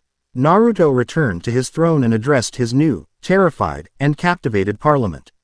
He told them everything. He spoke of the celestial court and its arbiters, beings of pure order. He described Metatron's power, the golden light that didn't destroy cursed energy but erased it. You fight sorcerers. A pointless, cyclical war that only serves to make both sides stronger, Naruto explained, his voice ringing with authority. You are sharpening the knives that will one day slaughter you. While you squabble over this planet, there is a power that views us all, human, sorcerer, and curse, as a failed experiment, a messy stain to be wiped clean. They are the true enemy. An enemy that cannot be fought with our power alone. A low murmur of disbelief and fear went through the crowd. This was a threat beyond their comprehension. So what do you propose, King? Hanami asked. That we ally with the humans. No, Naruto said flatly. I propose we become the world's third great power. We will stop this pointless war. We will consolidate our strength. We will find new ways to fight, new allies. We will present a front so strong, so united, that when the agents of order descend, they will find not a scattered infestation to be purged, but a kingdom ready for war. He was offering them a future beyond being hunted monsters. He was offering them a purpose. It was in that moment of triumph, as his vision settled upon his new subjects, that reality tore open. A perfect, circular hole of golden light appeared in the canopy of the woven dome above them. From it, Metatron descended, its featureless golden face and single blue eye surveying the unprecedented gathering of cursed energy. Blasphemy. The Arbiter's multi-tonal voice chimed, a sound that vibrated with absolute condemnation. A parliament of corruption. The stain has coalesced. It will be purged as one. Panic erupted. The curses, who had just been brought to heel, instinctively scattered, their fear of this alien presence overwhelming their new loyalty. Hold your ground. Naruto's voice boomed, amplified by his cursed energy. It was a command that shocked them into stillness. Flee, and you will be erased one by one. Stand with me, and you will see that even a god can be made to bleed. He took command, not as a brawler, but as a king. Jago, don't attack it. Blind it. Fill the air with your thickest ash. Hanami, your plants, they are not made of cursed energy. They are physical. Bog it down, block its path. The curses, given direction, obeyed. Jago spewed a dense, choking cloud of volcanic ash, obscuring the sky. Hanami slammed his hands on the ground, and massive, thorny roots and trees erupted, a chaotic, living labyrinth to impede the Arbiter's movement. Metatron descended into the maelstrom. Its golden light effortlessly erased the cursed energy in the ash, but the physical particles still obscured its vision. It vaporized Hanami's roots, but new ones grew instantly to take their place. For the first time, the Arbiter's movements were slowed, hampered by the sheer, chaotic mass of the physical world. Naruto used the chaos to his advantage. He had Yuki Onna craft a dozen perfect, moving ice clones of himself. They scattered, drawing Metatron's fire. Spears of golden light lanced out, erasing clone after clone, but the tactic bought him precious seconds. He knew a direct attack was suicide. But the Tengu's scroll had given him an idea. A paradox. Life requires chaos. He didn't draw on his curses. He reached deeper, drawing on the lifeblood of the forest itself. The raw, natural, chaotic energy of Aokigahara, the collective will of a million living things. It was not cursed energy. It was just life. He channeled it into the massive, petrified throne upon which he had sat. As Metatron erased the final ice clone and its single eye fixed on the real Naruto, Naruto let out a roar. He lifted the colossal throne of wood and stone and hurled it, not with cursed energy, but with the raw, green power of the forest. The throne, an object of pure, chaotic, physical matter imbued with the essence of life, flew through the air. Metatron, a being of pure law, raised its hand to unmake it. But it couldn't. It could unmake the energy, but not the object itself with the same ease. The law was designed to erase the stain of cursed energy, not to repeal the laws of physics. The throne slammed into the celestial arbiter. There was no grand explosion. Just the deafening crunch of ancient wood on an alien form. The impact didn't wound Metatron, but it broke its perfect composure. It was sent hurtling backward, its flight path disrupted, its aura of inviolability shattered for a single crucial moment. Metatron righted itself in the air, its impassive form betraying no emotion. But a message had been sent. It looked down at the chaotic scene, the defiant boy king. The army of curses that were now following his orders, the very earth itself being turned into a weapon against it. This was not a simple purging. This required a more comprehensive solution. He Arbiter ascended back through the hole of light, which sealed behind it. It left with a final, chilling, mental promise that echoed in all their minds: the harvest is prepared. The reapers will come. Silence descended on the forest floor.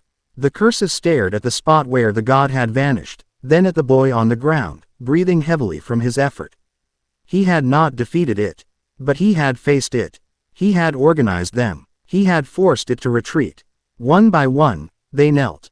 Jago, Hanami, the spider curse, the plague curse. All of them. This time, it was not out of fear of his power, but out of awe for his leadership. They had a king. Naruto looked out at his new subjects, his army of monsters.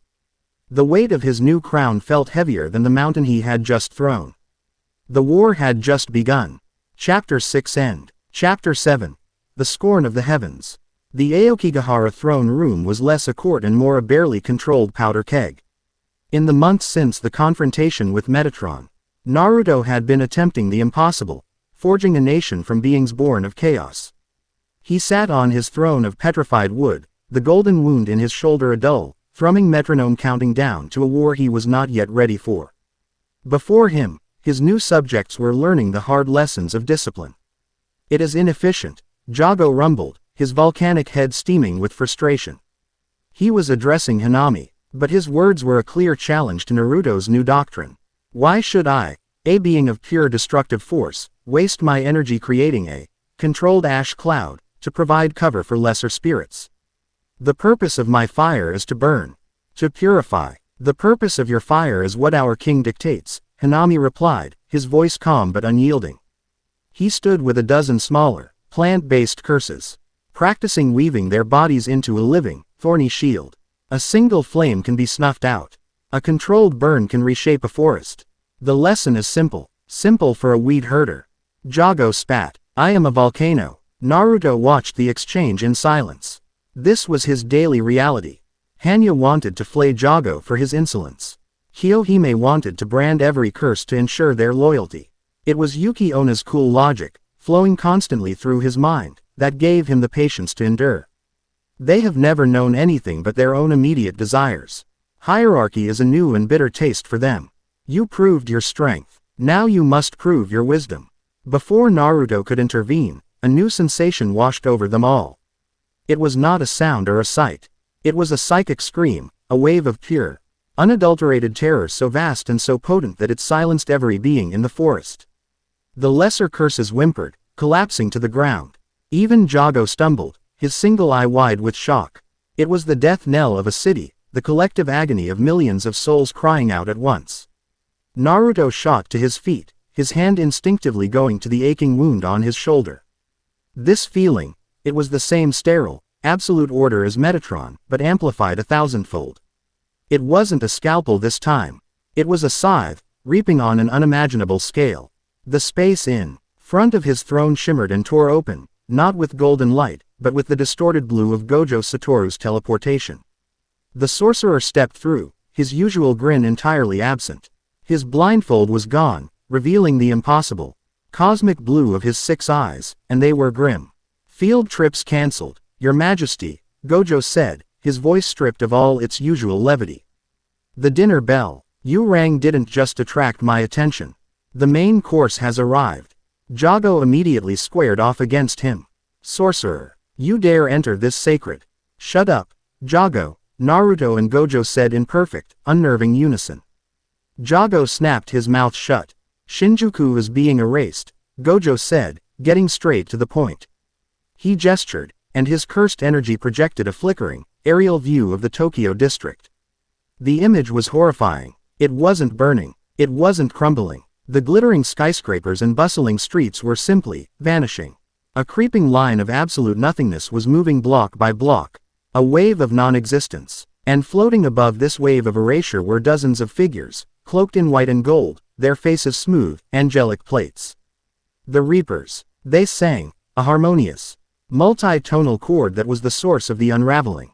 The Celestial Court, Naruto breathed, his blood running cold. Whatever they are, they're unmaking reality, Gojo stated. My infinity slows the effect on me. But I can't stop the wave itself. The kids are doing what they can, evacuating the edges, but it's like trying to bail out the ocean with a teaspoon. The higher-ups are in a panic. Their best barriers and most secret techniques are dissolving like sugar in water. This is an extinction-level event, Naruto. And right now, you and your little menagerie of monsters are the only other power on this planet that might have a frame of reference for fighting these things. The offer hung in the air, unspoken but clear. An alliance. Why should we? Jago roared. Let the humans be erased. It is the fulfillment of our purpose. We will inherit the clean world. There won't be a world left to inherit, you idiot, Naruto snapped, his voice cutting through the rising dissent. He turned his crimson eyes on his subjects. Their song doesn't just erase humans. It erases concrete, steel, and light. It erases the very ground they stand on. Do you think it will stop at the edges of the city? This is a cleansing. They are scouring the petri dish clean. We are next on their list. He turned back to Gojo. What are the terms? Terms. Gojo let out a short, harsh laugh. Survival. That's the term. We fight together, or we get wiped out separately. I'll handle my side. You handle yours. Can you get them to fight for a city full of the creatures they hate? It was the ultimate test of his new kingship. He looked at his parliament of monsters, at their fearful, hateful, and confused faces. He couldn't command them to do this. He had to lead them.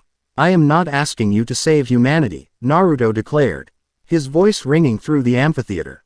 I am asking you to defend your future. That city is a buffer. It is a battlefield of our choosing. We will make our stand there.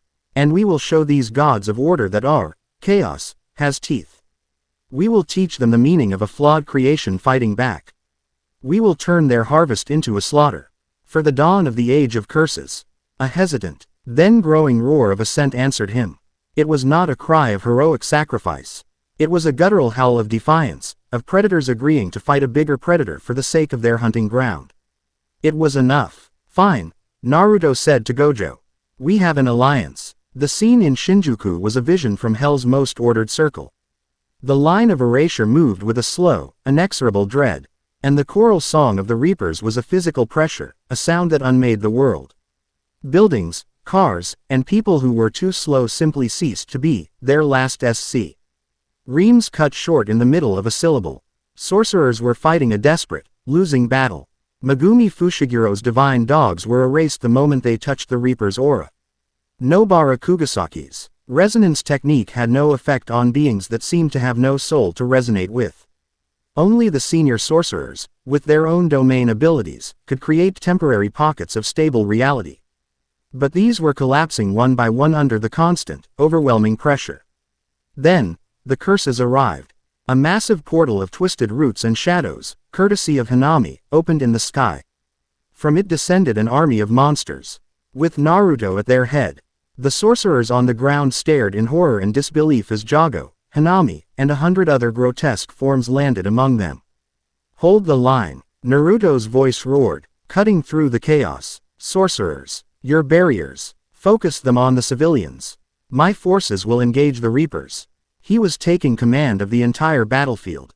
Before the stunned sorcerers could protest, his curses were already moving. Jago didn't unleash a volcano. Following Naruto's earlier training, he spewed a targeted jet of superheated rock at the feet of a group of reapers, not to kill them, but to create a physical obstacle of molten slag, disrupting their perfect formation. Hanami's roots erupted from the concrete, not to attack, but to bodily pull. Buses full of trapped civilians out of the path of the erasure wave. Lesser curses, once mindless predators, now acted as a disciplined swarm, harrying the reapers, their bodies being unmade by the dozens but buying precious seconds for the others. For the first time, the reapers' advance slowed.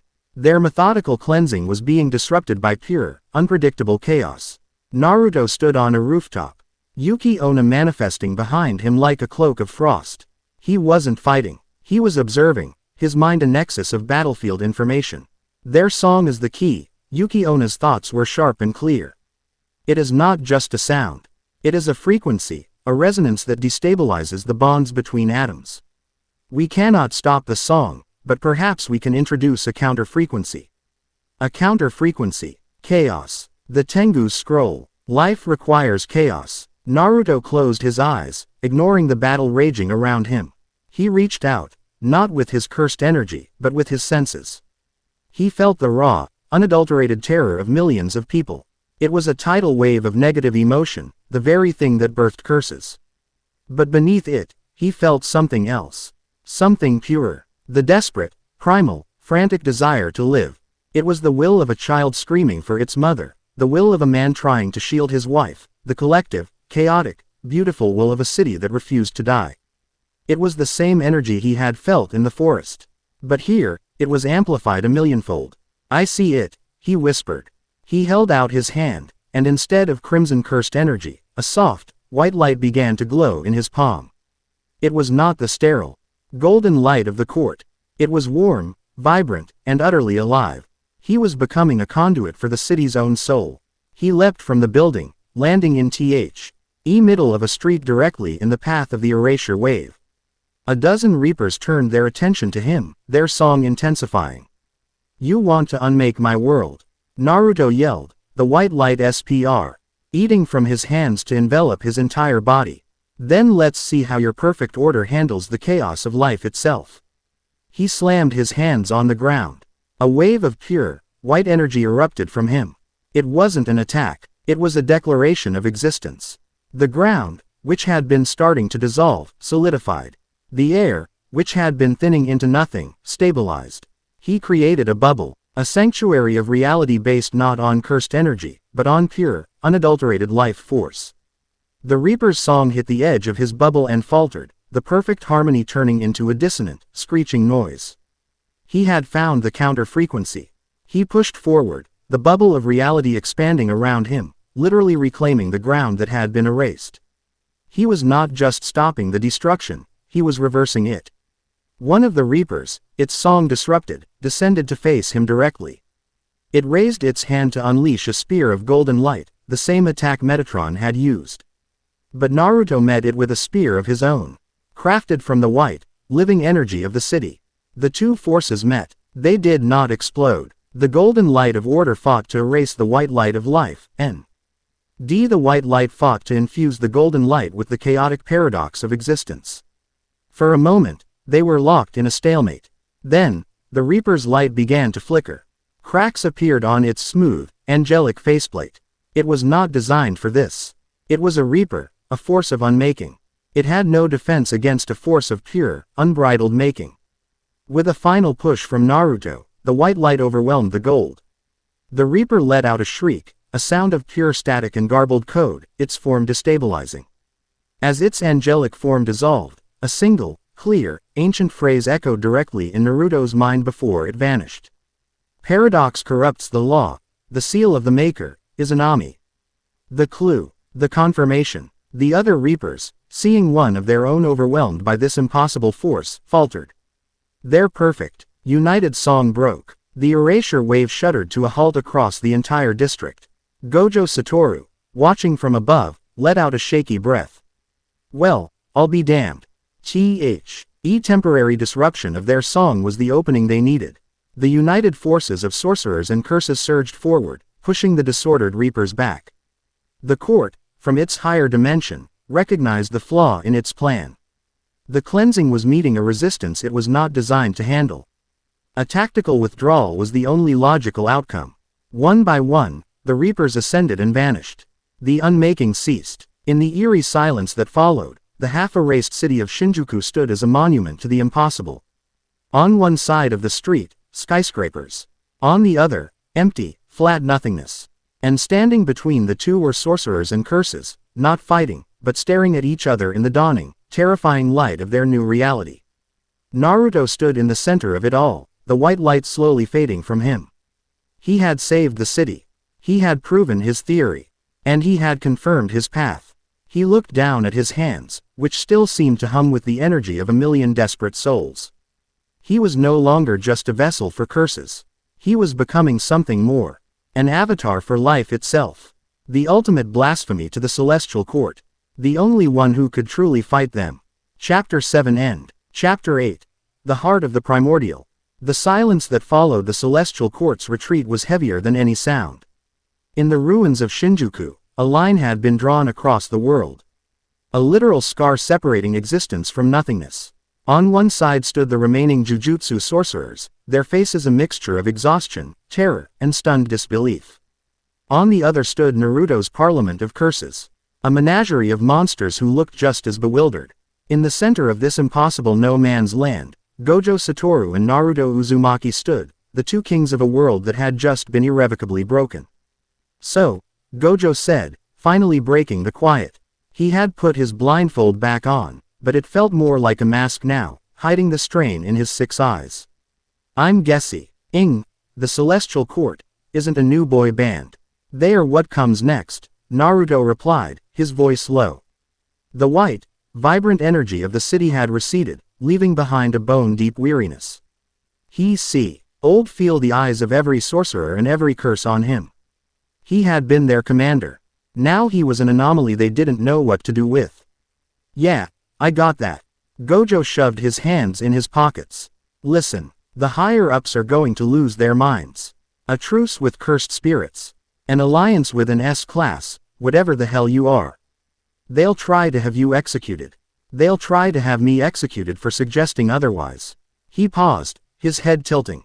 But they're also terrified. You just stopped something they couldn't even comprehend. For now, that buys you a ceasefire. A real one. I'll make sure of it. But in return, you need to find out how to end this, kid. Because that was just a scouting party. And they found us. Naruto nodded. It was a fair, and terrifying, assessment. I have a lead. He didn't elaborate. The name Izanami was not something to be shared in a crowd. With a final, meaningful look, Gojo turned and began corralling the shell-shocked sorcerers, his voice already returning to its usual infuriatingly casual tone as he organized the rescue and containment efforts. Naruto turned to his own forces.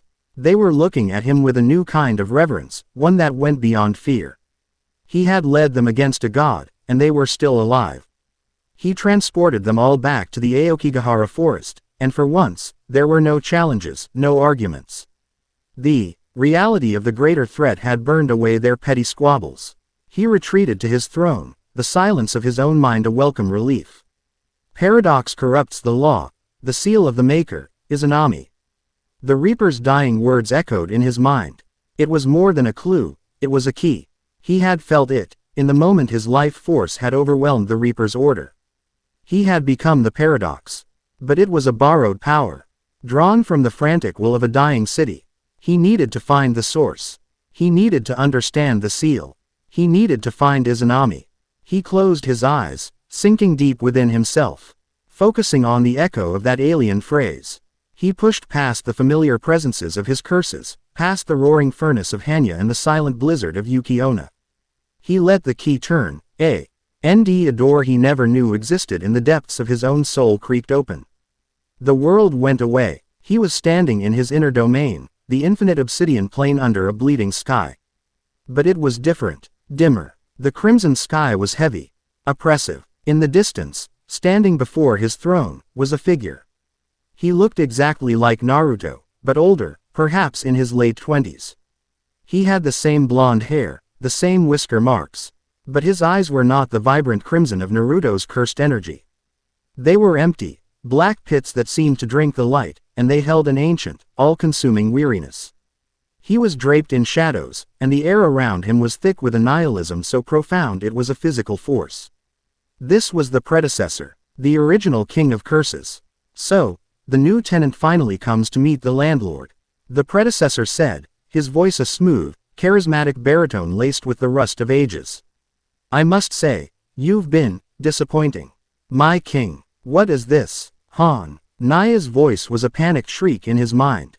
She, Yuki-onna, and Kiyohime manifested beside Naruto, their forms wavering, uncertain. The predecessor glanced at them and chuckled, a dry, mirthless sound. My own emotions, given form and will, my rage, my sorrow, my obsession. Adorable. He waved a dismissive hand, and the three curses seized up, their forms dissolving into streams of energy that were forcibly pulled back into Naruto. They weren't harmed, merely reabsorbed. The puppets cannot fight the puppeteer. This is between you and me, little vessel.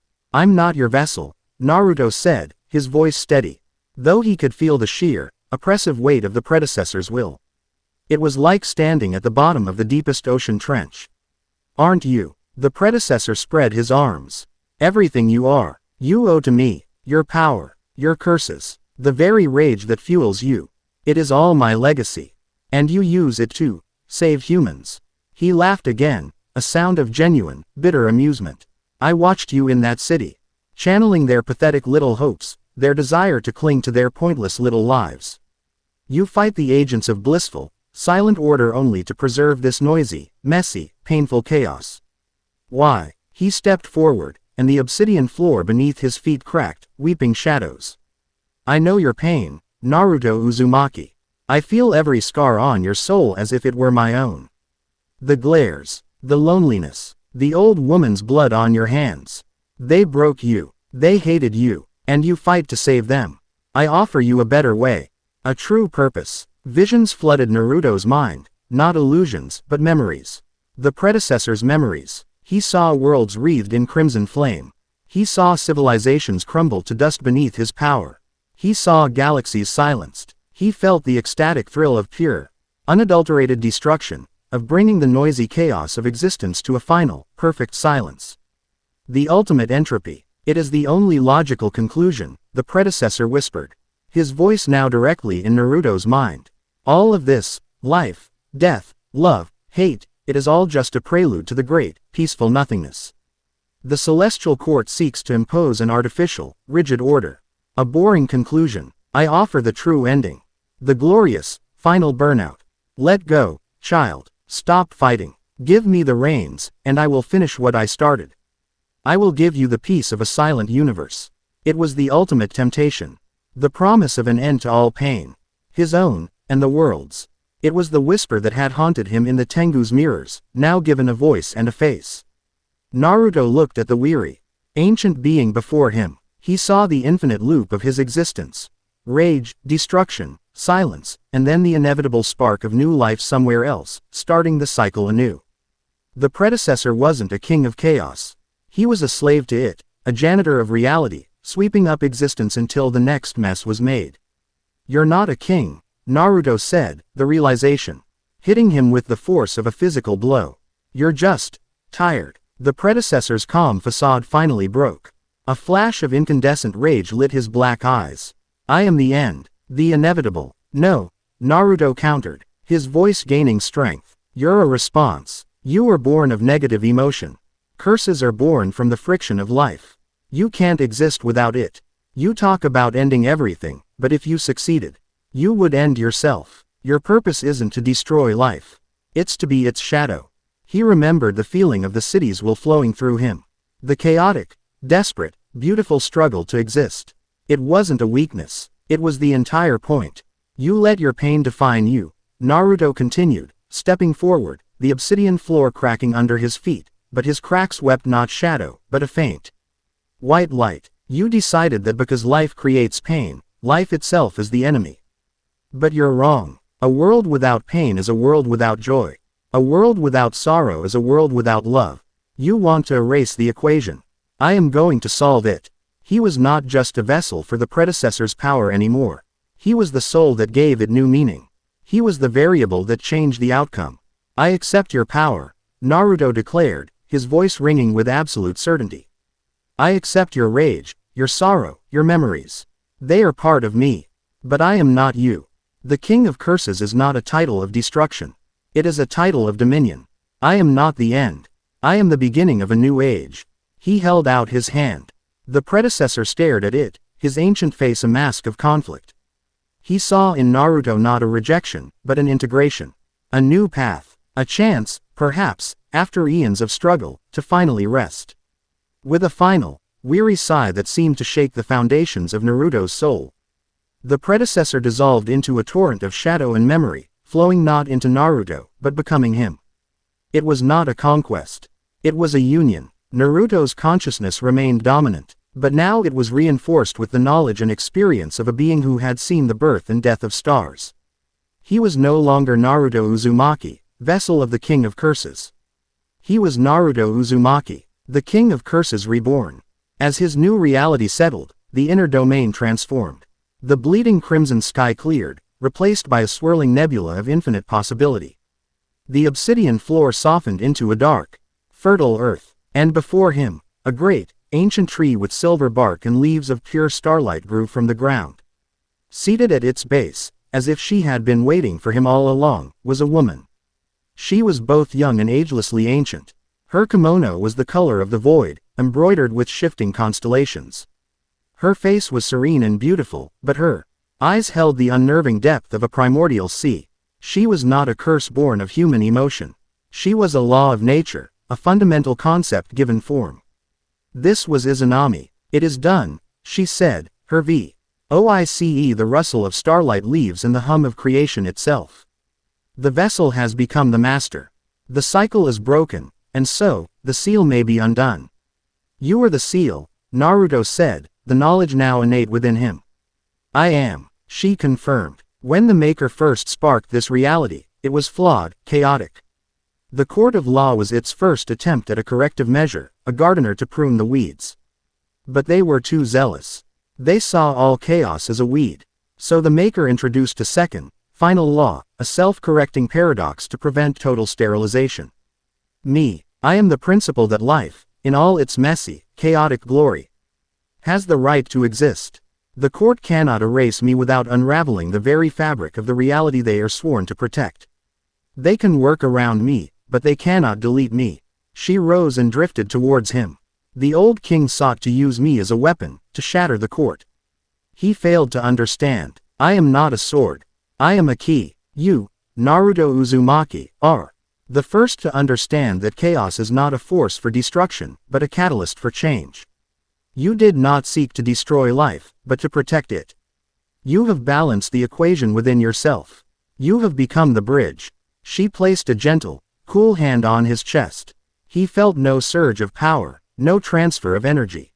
Instead, he felt a profound sense of permission. The universe itself was giving him its blessing. The power you wielded in Shinjuku was a pale imitation, she explained. You were borrowing from a dying city. Now, you will draw from the source. From me. From the wellspring of life itself. You will not just counter the law of the court. You will be able to write your own. She flowed into him, a river of starlight and creation, settling beside the now tempered presences of his other curses. She was not a queen in his court. She was the foundation upon which his throne now rested. Naruto opened his eyes. He was back in the Aokigahara forest, sitting on his throne. The sun was filtering through the canopy. Gojo Satoru was there, leaning against a tree, having evidently stood guard. He straightened up the moment Naruto's eyes opened, his head tilting. You were out for a full day, Gojo said, his voice unusually serious. And you feel different. More solid. The noise is gone. Naruto looked down at his shoulder. The golden wound from Metatron was still there, but it no longer glowed with a malevolent light. It had been contained, surrounded by a delicate, silvery filigree of energy, like a star being held in a nebula. It was no longer a poison. It was a scar, a reminder. He rose from his throne. His presence more absolute, more real, than ever before. He had faced his inner demon and found a god. He was whole. He was ready. The scouting party is over, Gojo, Naruto said, his voice calm, but filled with the weight of primordial power. Now, the real war begins. Chapter 8 End. Chapter 9. The Siege of the Golden Throne. The War Council was held under the twisting, living dome of Aokigahara. But the atmosphere had changed. The air no longer crackled with the barely suppressed violence of 100 predators in a cage. It was still, taut with the focused tension of an army on the eve of battle. Naruto sat on his throne, not as a boy playing king, but as a general, his crimson eyes holding the ancient weight of the soul he had integrated. Before him stood his lieutenants, Jago, his volcanic pride now forged into a disciplined weapon, Hanami, a silent pillar of natural strength, Yuki Onna, Kiyohime, and Hanya, their spectral forms solid, their power coiled and ready. And, leaning against a tree on the edge of the circle, his arms crossed, was Gojo Satoru. His presence was a stark note of dissonance in the gathering of curses, a sliver of blinding light in a world of shadow. He was an ally, but he was not one of them, and the fragile truce was a living, breathing thing in the space between them. They will not attack the same way again, Naruto began, his voice calm and absolute, echoing with a newfound resonance. The Reapers were a tool of cleansing, designed for an unprepared world. They failed. The court now knows we can resist.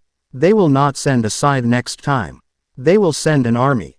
We cannot wait for them to choose the battlefield. We will choose it for them. Jago shifted, the ground around his feet smoking slightly. You propose we attack the heavens themselves. Not the heavens, Naruto corrected.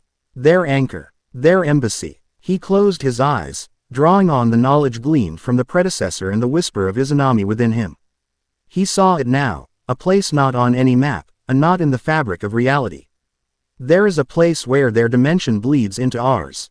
A nexus point from which they stage their incursions. A fortress built of pure law. They call it the Aegis of Order. I call it the Golden Throne. We will pull it down. Gojo pushed himself off the tree. Assuming you can find this magical fairy tale castle, what's the plan? Knock on the front door. I'm all for confident stupidity, but these guys literally unmake reality for a living. Their law is their strength, and their greatest weakness, Naruto explained. His gaze unwavering. Their reality is one of perfect, sterile order. Our world, our very existence, is a chaotic poison to them. We will not lay siege to the fortress. We will infect it. He laid out the strategy.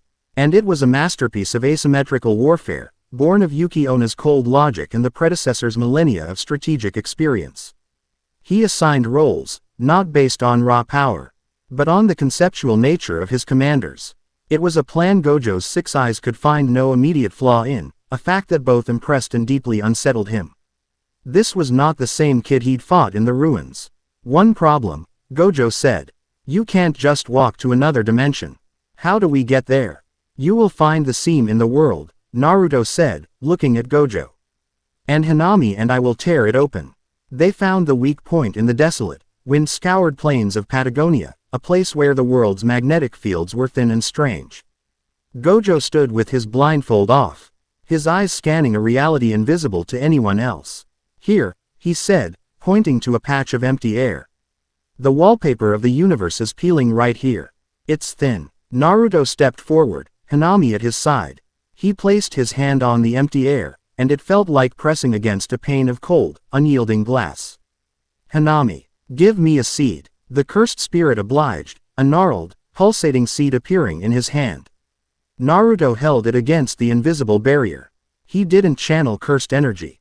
He channeled the essence of Izanami, the pure, chaotic, and indomitable principle of life. The seed began to sprout. It did not grow into the air. It grew into the barrier. Thorny, vibrant green vines, glowing with a soft white light, spread across the invisible wall, not breaking it, but infesting it. They were a living paradox, forcing the concept of chaotic growth into a place where none should exist. Cracks of emerald light spread from the vines, and with a sound like shattering crystal. A doorway of swirling green and gold energy tore open. On the other side was the aegis of order. It was a city that defied physics, a landscape of perfect, crystalline towers and geometric structures that seemed woven from solidified sunlight. There was no sky, only an endless, golden luminescence. The air was silent, still, and pure. And patrolling the impossibly clean causeways were the arbiters, dozens of them. Their angelic forms gliding with a silent, synchronized grace. The entire dimension hummed with a single, oppressive, harmonious chord. The moment they stepped through, the curses recoiled. The very atmosphere was a suppressant, the law of the dimension actively trying to unmake their chaotic cursed energy. "The air itself is poison here," Jago growled, the flames on his head sputtering. "Then we give it something else to breathe," Naruto commanded. "The plan is in motion. Go." His commanders didn't hesitate. Kiyohime and Jago shot off in one direction, a tandem of vengeful fire and volcanic fury. Jago didn't aim at the arbiters. He slammed his fists on the crystalline ground, and a chain of volcanoes erupted, spewing not just lava, but thick, choking clouds of black, chaotic ash. The pure golden light was stained with soot. Kiyohime unleashed her ethereal green fire, not as a weapon, but as a corrosive wave of pure obsession, causing the perfect geometric structures to warp and melt like wax. Their rigid order corrupted by her chaotic emotion. In another direction, Hanami and Yuki Onna began their work. Hanami plunged his hands into the light-infused ground and roared. A forest of gnarled, twisted, cursed trees erupted from the crystalline streets, a tide of chaotic life that shattered the perfect symmetry. Yuki Onna glided through this new forest, creating zones of absolute zero. Pockets of utter stillness where the humming law of the dimension stuttered and froze. The arbiters turned to face these incursions, their movements still graceful but now lacking their perfect synchronization. They were antibodies attacking a multi-pronged infection, and their perfect system was being overwhelmed by sheer, unpredictable chaos. "Our turn," Gojo said, a thrill of genuine excitement in his voice. He and Naruto shot towards the center of the city, towards the tallest spire, the nexus of the entire domain, the Golden Throne. They moved like lightning, a blur of blue and crimson. Arbiters moved to intercept them, launching spears of golden light. Gojo didn't even break stride. A subtle twist of space, a flicker of infinity, and the spears were redirected, harmlessly slicing through distant towers. He was a flawless shield. They burst into the throne room. It was a vast, circular chamber, empty save for a single, magnificent throne-carved block of what looked like a frozen star. Seated upon it, his form larger and more imposing than before, was Metatron. The single blue eye in its golden faceplate fixed on them. "The corruption has breached the sacred aegis." Metatron's multi-tonal voice chimed, resonating with the power of the entire dimension. A futile gesture. "Here, the law is absolute. Here, you are nothing." The ambient pressure intensified 100-fold. Naruto felt his curses screaming as their energy was actively being unraveled. Gojo's infinity flickered, the space around him warping under the strain. "Okay.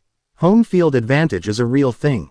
Gojo grunted, his 6 eyes working overtime to process and counter the environmental pressure. "I'll keep him from erasing the whole room. You need to handle the big guy yourself. Don't scratch the merchandise." Metatron rose from its throne. It did not summon a spear.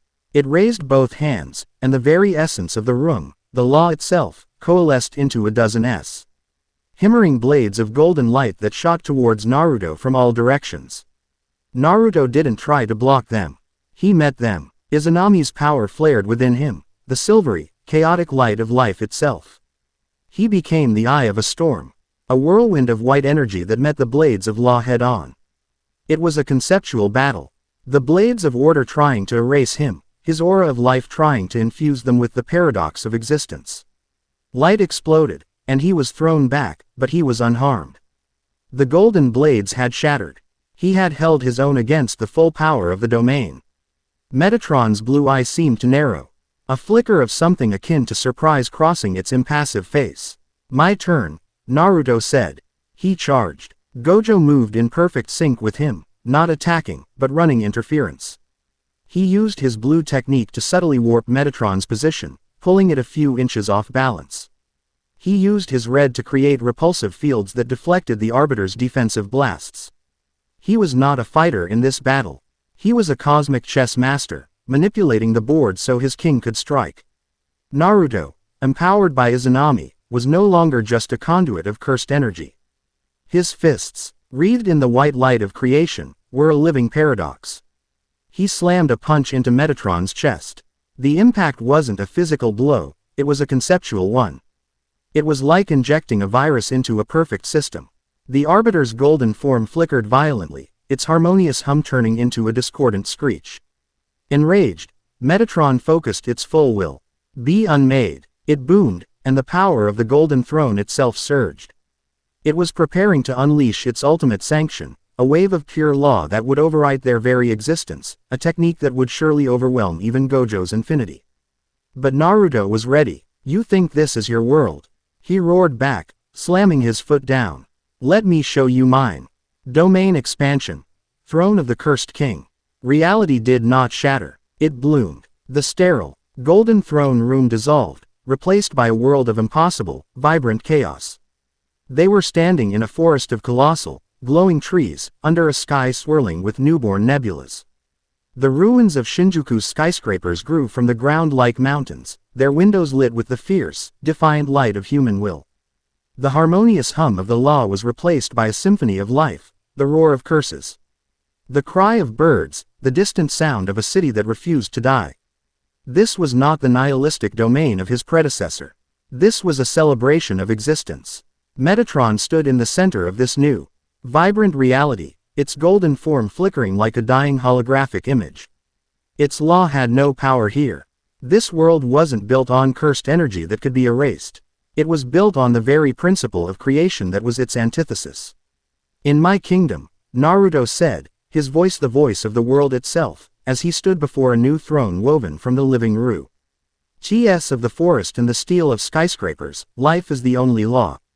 He reached out, not to strike, but to take. He grabbed hold of the golden energy radiating from the panicked Arbiter. Metatron's power, the law itself, was now just another element in Naruto's domain. He began to twist it, to corrupt it, infusing it with the chaos of his world. The pure golden light turned a sickly, flickering green, the color of Kiyohime's corrupted fire. "You wanted to purge us," Naruto said, forcing the corrupted energy back into Metatron's chest. "Have a taste of your own medicine, but with a little chaos mixed in." Metatron shrieked, a sound of pure digital agony as its own power, now a cancerous paradox, consumed it from within. Gojo watched, his 6 eyes wide with awe. He's not just beating it. He's rewriting its source code. With a final, explosive cry, Metatron's form imploded. But it was not destroyed. Its essence was ejected from the domain, a wounded god cast out of a paradise it could not comprehend. The domain faded, and they were back in the Aegis's throne room. But it was dying. With Metatron defeated and its connection to the throne severed, the entire dimension was collapsing. The golden light flickered and dimmed, and the crystalline structures crumbled into dust. The surviving arbiters were retreating, their forms fading as they fled back to their own reality. Jago and the others reappeared, battered but triumphant. They had done their job. The infection had been a success. "It's time to go," Gojo yelled over the roar of the collapsing dimension. "The front door is closing." They raced back to the portal, a tide of victory and exhaustion carrying them. They leapt through the shimmering green gateway just as it sealed behind them, leaving the collapsing divine fortress to its fate.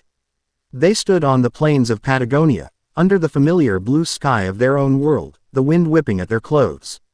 They were bruised, drained, and fundamentally changed. They had not just won a battle. They had invaded heaven, punched a god in the face, and lived to tell the tale. Naruto looked at his curses, now a disciplined, battle-hardened unit. He looked at Gojo, who gave him a slow, wide grin of pure, unadulterated respect. The war was far from over. They had kicked the hornet's nest, and the full swarm would be coming. But for the first time, they knew they could win. They had a king, and his throne was the world itself. Chapter 9 End.